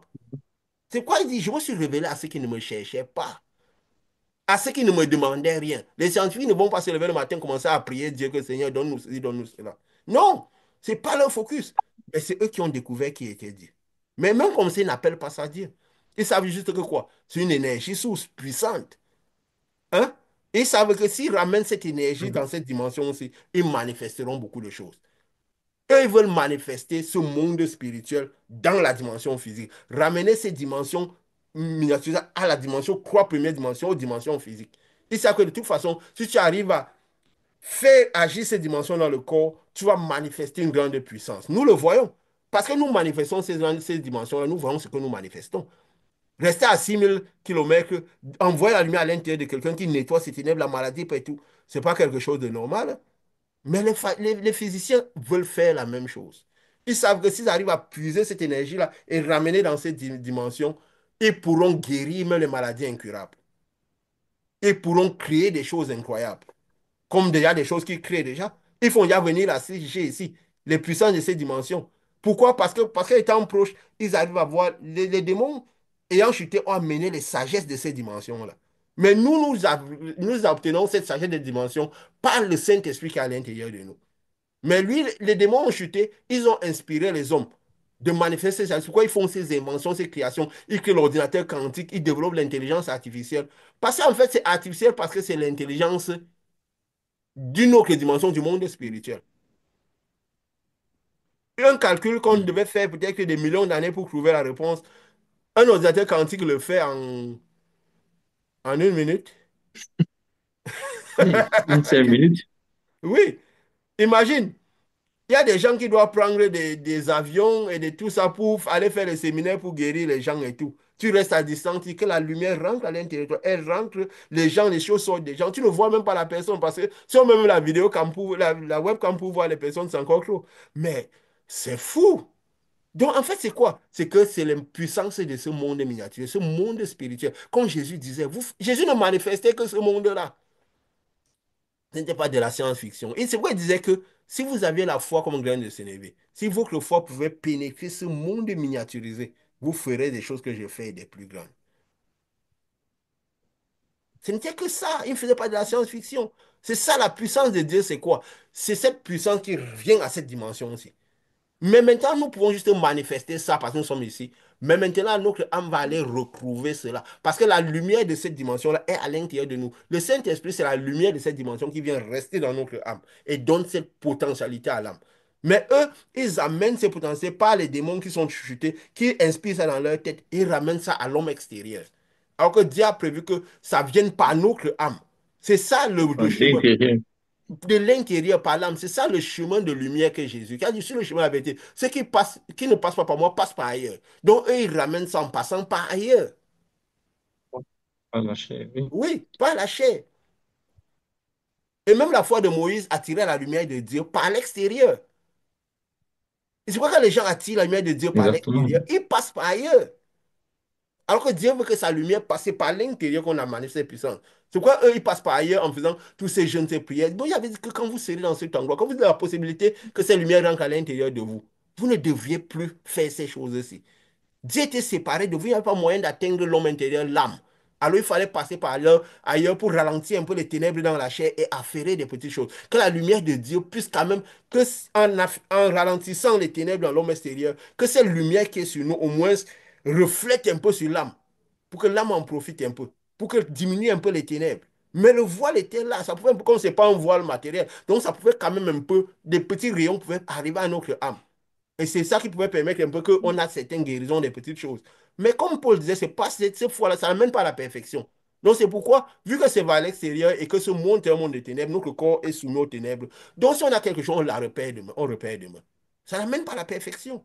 Alors que quand c'est de l'intérieur, qu'on vit par l'esprit, par la purification de l'intérieur, ça purifie tout ce qui entre. Comme je vous ai dit l'autre jour, j'ai regardé ce truc, c'était un clip vidéo comme ça de musique. Mais c'est tellement les musiques inspirées, je ne sais pas. J'ai senti quelque chose comme ancré dans mon côté droit qui se partait à gauche. Ça me cirait le cœur. J'ai dit, mais qu'est-ce qui m'arrive?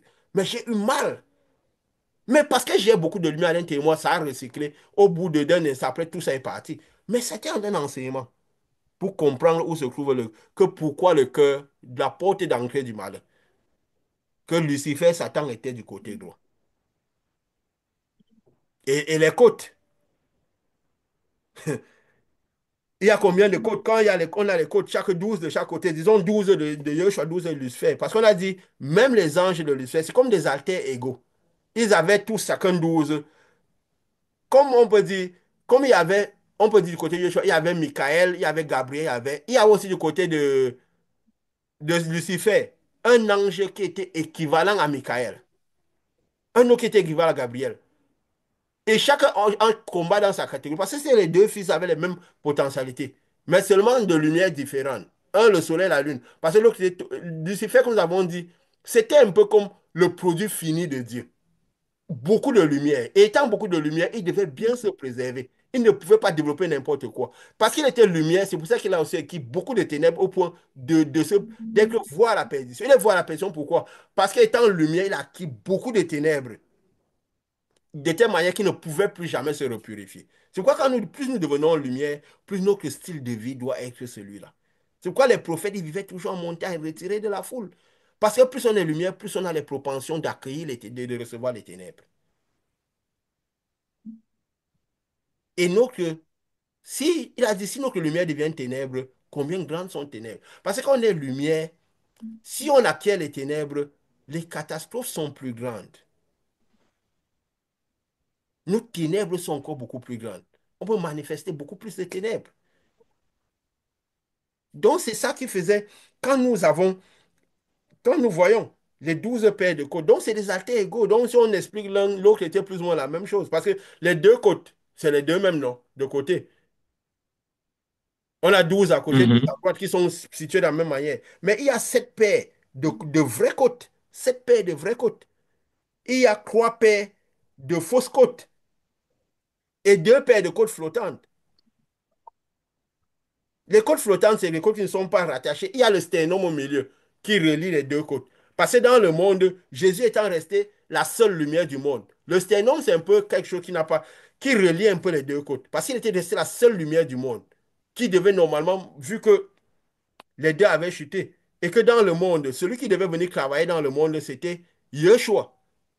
Celui que Lucifer devait juste présider de sa position, de sa lumière, l'opération. Donc dans le monde, vu que l'étendue, il y avait autant les deux luminaires que les étoiles de Yoshua, les étoiles de Lucifer, et que la purification devait se faire dans l'étendue, Ouais. avant que l'homme ait chuté. Donc, de la même manière, c'est comme si quand l'homme chute, les démons aussi le voient se créer. Donc, dans le monde, c'est comme si les anges de Satan sont aussi là, leurs représentants sont là, et du malin est là, parce qu'ils travaillent. Donc, ses principaux sont aussi là. Donc, et Yeshua devait être celui qui devait être la représentation de Dieu dans tout le monde. C'est pourquoi on a le sternum qui est dedans, sur lequel sont rattachées les côtes, pratiquement les 12 côtes. Mais il n'y a pas 12 côtes qui sont rattachées. Il y a 10 d'un côté qui sont rattachées, 10 qui sont rattachées de l'autre. Ceux qui voudront iront sur Google chercher les images et comprendre mieux. Nous ne donnons pas les images ici. Nous parlons par la parole.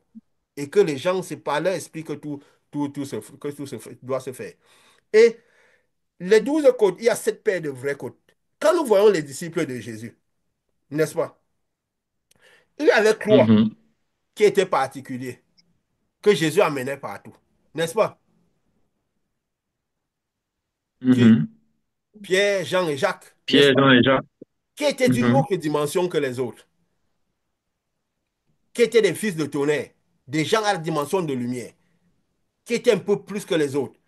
Moi, la conscience que j'ai, c'est quoi? Que c'est eux qui reprenaient un peu les fausses côtes, parce que ce n'étaient pas des véritables côtes. Donc, ça pouvait être comme à la dimension des sténons, parce qu'eux, ils pouvaient rester à tout moment en présence de Jésus, supporter n'importe quelle marche que Jésus faisait. Ils pouvaient soutenir une vision comme euh, la transfiguration. Même comme la transfiguration les a un peu troublés. Si déjà ils étaient troublés par... Donc, ce n'était pas des vrais côtes en quelque sorte. C'était des côtes particulières. Et il y avait les 7 côtes, qui étaient aussi les autres disciples, qui étaient les 7 autres disciples. Les Philippe, les André et tous les autres et tout. Mais il y avait 2 côtes qui étaient flottantes, qui n'étaient pas vraiment reliées au sternum. Parce qu'il y a 2 côtes qui ne sont pas reliées au sternum de chaque côté. Il y a 4 côtes flottantes en haut du total. Deux de chaque côté. Vous irez sur Google et regardez les images. Deux sur de côté, donc 4 côtes flottantes. Si on regarde ceux de Yoshua pour bien illustrer, parce que c'est eux qui ont été visibles dans le monde. Dans le monde, ceux de Lucifer qui est devenu Satan n'étaient pas visibles, ils étaient éteints. C'est les anges éteints. Donc, les 2 côtes flottantes, qu'est-ce qui me fait, si on analyse bien, qui peut symboliser ces côtes flottantes qui ne tombent pas toujours, qui ne sont pas rattachées au sternum?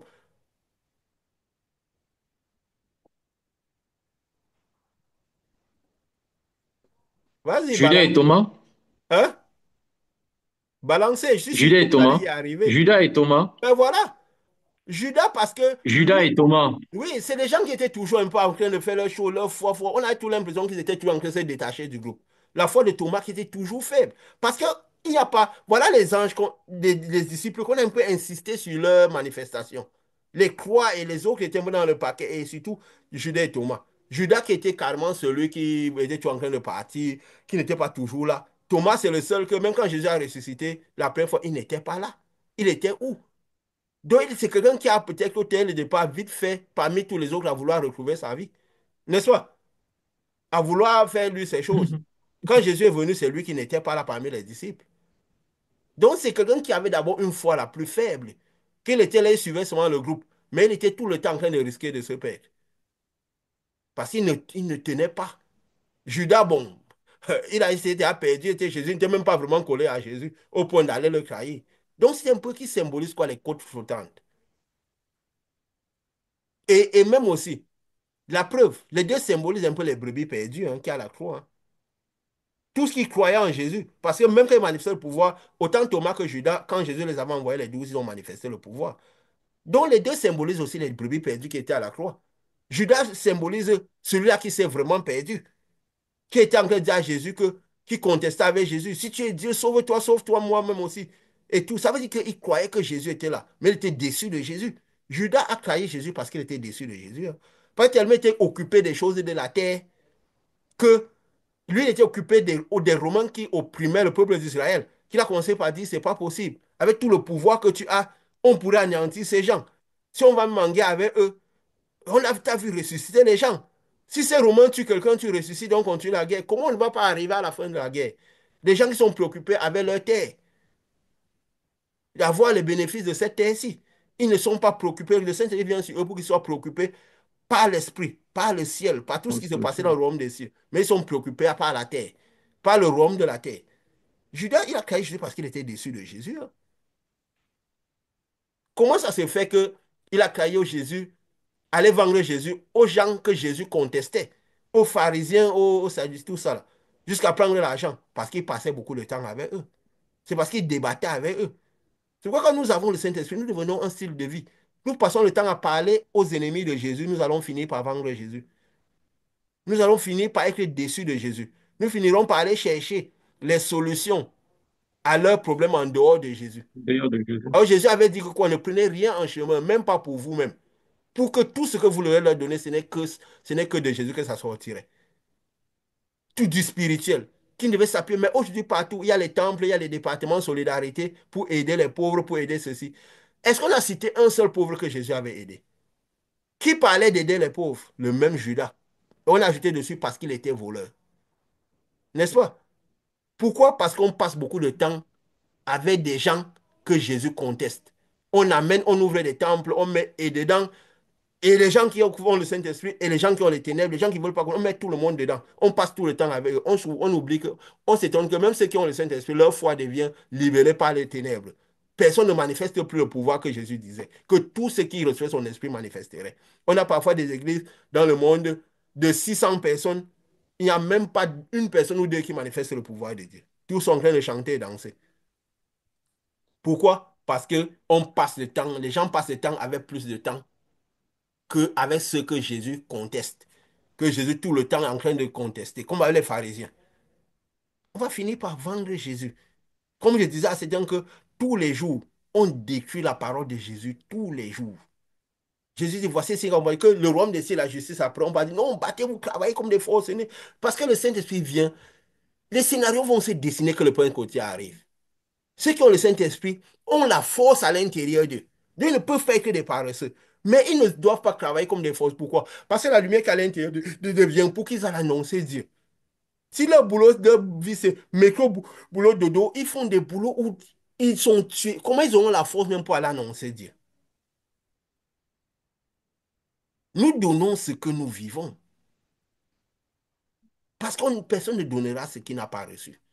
On ne peut pas amener quelqu'un vers un chemin qu'on n'a pas réussi. Comment on va dire aux gens, Dieu va faire ci, et nous, Donc c'est ça, Dieu.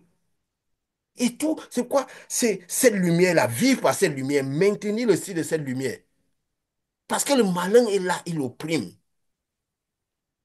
Et ce que Jésus a dit va se manifester. Nous ferons les choses qu'il a fait et des plus grandes. Et c'est ce qui s'est passé avec les deux là, c'est les côtes flottantes. Thomas, quand même, qui a réussi à se sauver. Comme la plupart disaient toujours à Jésus que on va aller nous tuer. C'est on va où? Tu nous amènes où? Allons mourir avec lui. Mais il suivait quand même Jésus partout. Jésus partait. Il est resté jusqu'au bout. Jésus est ressuscité. Il n'a pas vu Jésus la première fois. Imaginons si l'enlèvement se produit la première fois, Thomas n'était pas dedans. C'est ça les brebis perdues. Ceux qui verront Jésus pour la deuxième fois. N'est-ce pas? Quand il est revenu, il a dit, homme de peu de foi, pourquoi as-tu douté? Pourquoi doutes-tu? Mieux ceux qui croient sans avoir vu. En fait, ce n'est pas dire qu'on ne va pas voir les manifestations de Dieu, c'est ceux qui croient que leur foi est basée sur rien de ce qui se voit. Rien que par l'esprit. Heureux parce que c'est que leur foi est basée sur rien de ce qui est physique. Après Jésus, Jésus était encore la manifestation physique de Dieu. Mais quand Jésus part, la manifestation physique de Dieu devient l'esprit seulement, du vent. C'est pourquoi il dit que celui qui me recevra après que je sois parti sera comme du vent. On ne sait où il part, où ils connaissent. Mais les gens ici, on connaît tous deux. Alors quand on a le Saint-Esprit, on a toujours passé le temps à se demander, mais il est même comment? Quand on l'attend à gauche, on le voit à droite. On attend qu'il soit rasé, il a la barbe. On attend qu'il regarde la barbe, il est rasé. On attend qu'il va à gauche, il est à droite. On est comme du vent.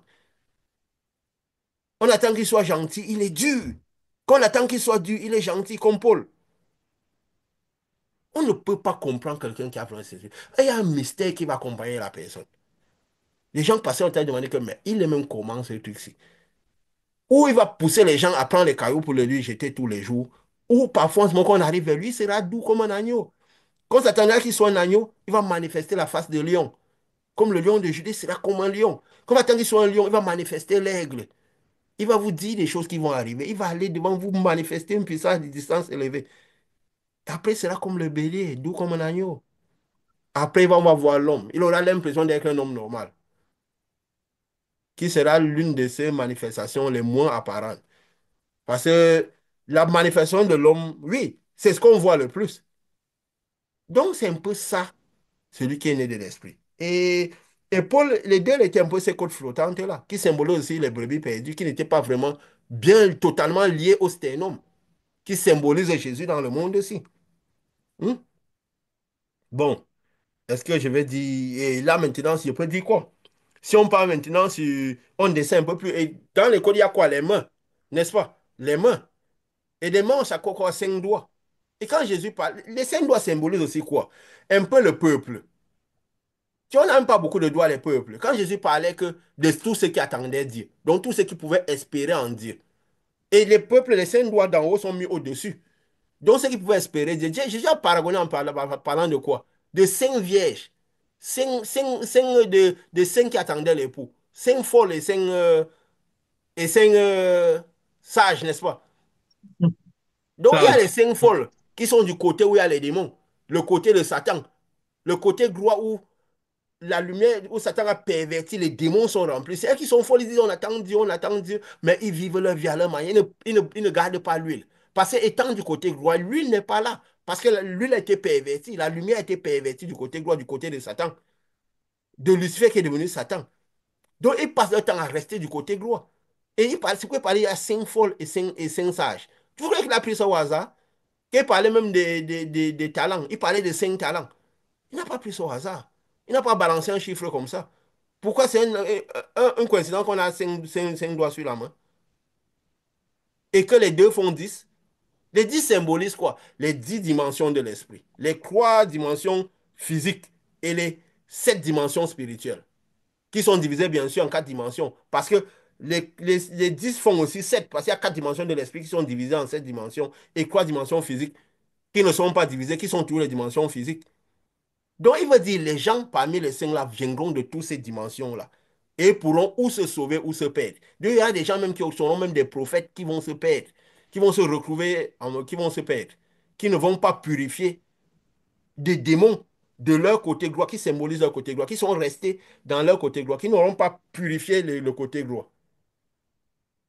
Parce que si le démon est à droite, il pervertit aussi la gauche. Comme j'ai senti, il pervertit la gauche, il pervertit tout le corps.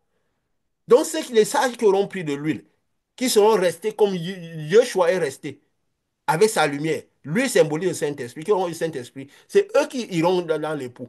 Donc, ils n'auront pas garder le style. Et ceux qui les folles, qui seront restés à droite, qui n'auront pas laissé la... Parce que Yeshua s'est assis au côté droit pour purifier, pour mettre, et pour que la lumière de Dieu, que Dieu fasse de tous ses ennemis, de tous les démons son marchepied, qu'il envoie tout le démon en bas. Donc, il purifie le canal de lumière en bas pour que tous les deux canaux soient purifiés, pour que tout le grand canal de lumière soit purifié et que tous les beaux démons soient jetés sous ses pieds.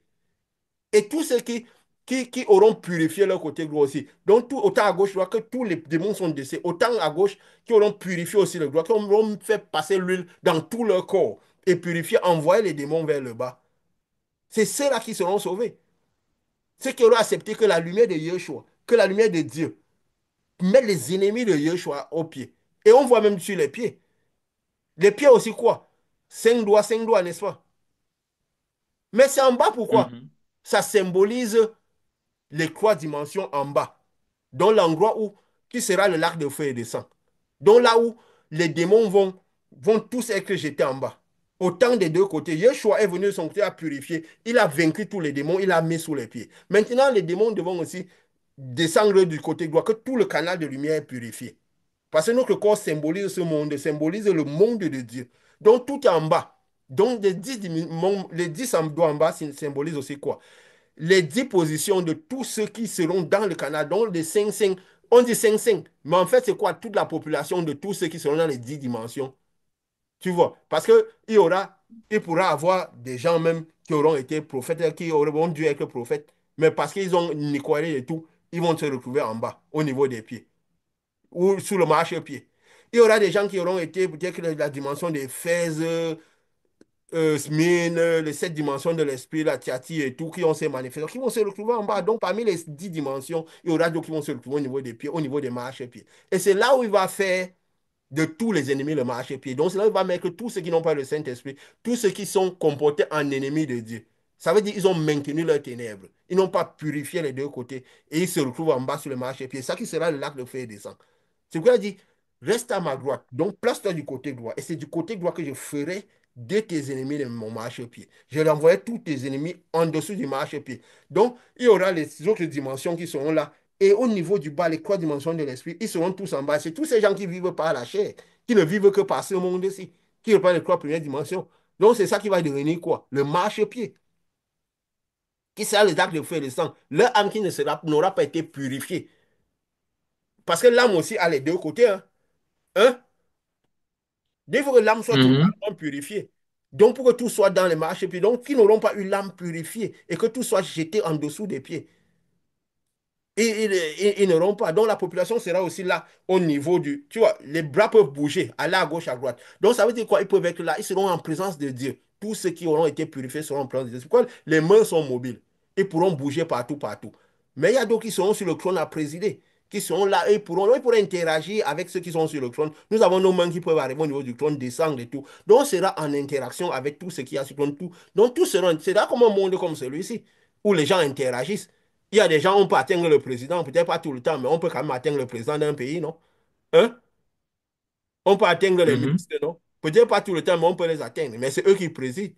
Mais on va interagir avec, donc la population va interagir avec Dieu dans le monde de Dieu. Il n'y aura plus de limite, de séparation entre nous et tous ceux qui sont sur le trône et Dieu, et ainsi de suite. Ça sera des loges, des manifestations, des gens qui seront peut-être des ministres, des gens qui sont peut-être des directeurs. Je prends ça pour dire un peu les choses, les fonctions de la terre. Qu'il y aura de ces sortes de fonctions. Mais qui sont toujours dites par les possibilités spirituelles, les manifestations spirituelles. De toute façon, qu'on a un grand poste dans le monde ici, on a quand même des possibilités que les autres n'ont pas, n'est-ce pas? Le monde Absolument. spirituel ne sera qu'un monde alternatif qui aura presque les mêmes facultés que ceux-ci, mais un monde de puissance et de possibilités inouïes, où tout le monde aura tellement de manifestations qu'il n'y aura pas de choses qui vont rentrer dedans. Les malices, les petits de ce monde. Non, parce que tout le monde sera, c'est juste un monde de réjouissance. Même des réjouissances peut-être différentes, mais des réjouissances énormes. De telle sorte que s'il y a déficit des gens, donc de cela. Et, c'est pourquoi Jésus même disait quoi? Il lavait les pieds de ses disciples. Il dit, celui qui est baigné doit juste garder ses pieds purs. Il doit éviter de se retrouver en fait, au niveau des marches-pieds, pour rester pur, pour rester en dessous, là où, dans la zone de pureté. Parce que les marches-pieds en dessous, c'est là où il y a la zone de moi. C'est pourquoi même l'homme riche, quand il est allé dans ce monde-là, il était en dessous, il a vu Lazare un peu plus haut. N'est-ce pas? Il a levé les yeux, il a vu Lazare. Mhm. Parce que lui, il était au niveau des marchepieds, au niveau du lieu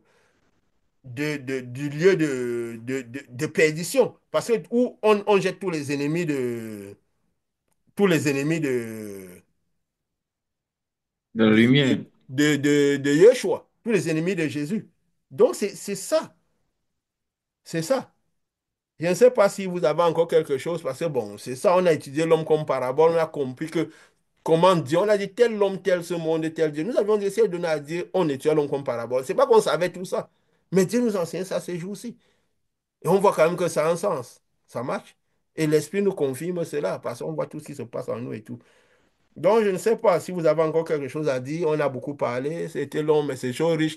On est à la fin des temps. Si la trompette, on est au jour du son de la dernière trompette. Donc, on doit déjà comprendre comment le monde où on part et ce qui se passe dans ce monde-là. Et où on sera. On doit comprendre tout le plan de Dieu dès le départ. Parce qu'au son de la dernière trompette, le plan de Dieu s'accomplit, on sera avec Dieu. Donc, on doit déjà comprendre toutes ces choses. C'est dicté par la lumière. Ça veut dire que les sept sceaux, les sept lumières, la lumière de Dieu est déjà en plein dans le monde. De la même manière qu'ils sont arrivés au moment où cette lumière a porté Élie est parti, on est arrivé au moment où cette lumière va porter les gens est parti. Et bon, ils vont quitter aux yeux des pères, être perdus aux yeux des autres. Parce qu'ils seront des lumières. Ils sont peut-être dans le monde alternatif, mais ce n'est pas qu'ils seront loin. On sera dans un monde mais avec beaucoup de lumière au point qu'ils ne vont pas nous voir. Ils ne pourront pas nous voir. Parce que notre lumière aussi travaillera ensemble à la lumière de Dieu. Donc, je ne sais pas si vous avez encore quelque chose à dire. Mhm. Mhm. Je ne sais pas. Non, pas vraiment.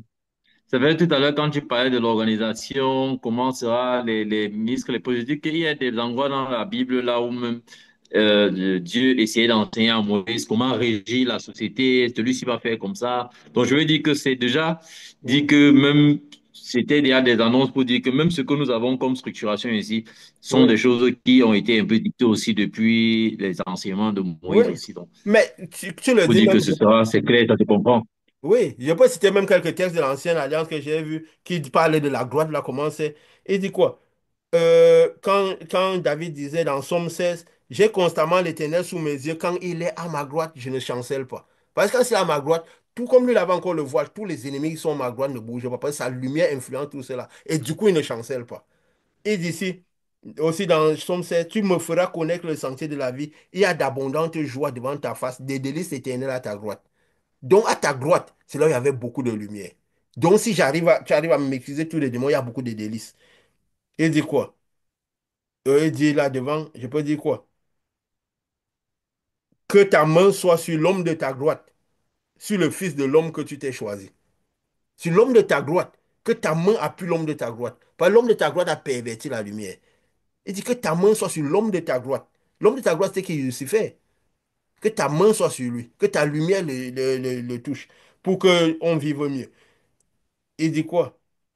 Il dit, je vois encore, je peux encore citer quelques-uns. Comme il disait, David disait quoi? Assieds-toi à ma gloire jusqu'à la face de tes ennemis, tes marchepieds.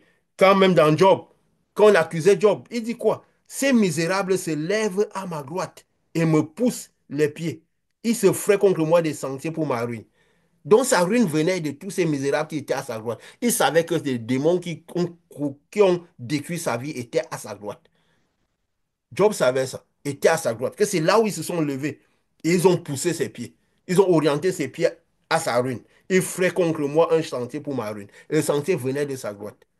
Donc c'est un peu tout ça qui permet, et même dans ce monde, je peux dire un truc. On a vu que il y avait toujours deux fractions, la gauche et la droite. Parce que même tous ces spirituels se reflètent dans ce monde-ci. Il y a tous deux fractions, la gauche et la droite. Et qu'on voit maintenant comment la droite, ces dernières années, parce qu'on est à la fin, la droite est en train de se lever partout dans le monde, n'est-ce pas? Hein?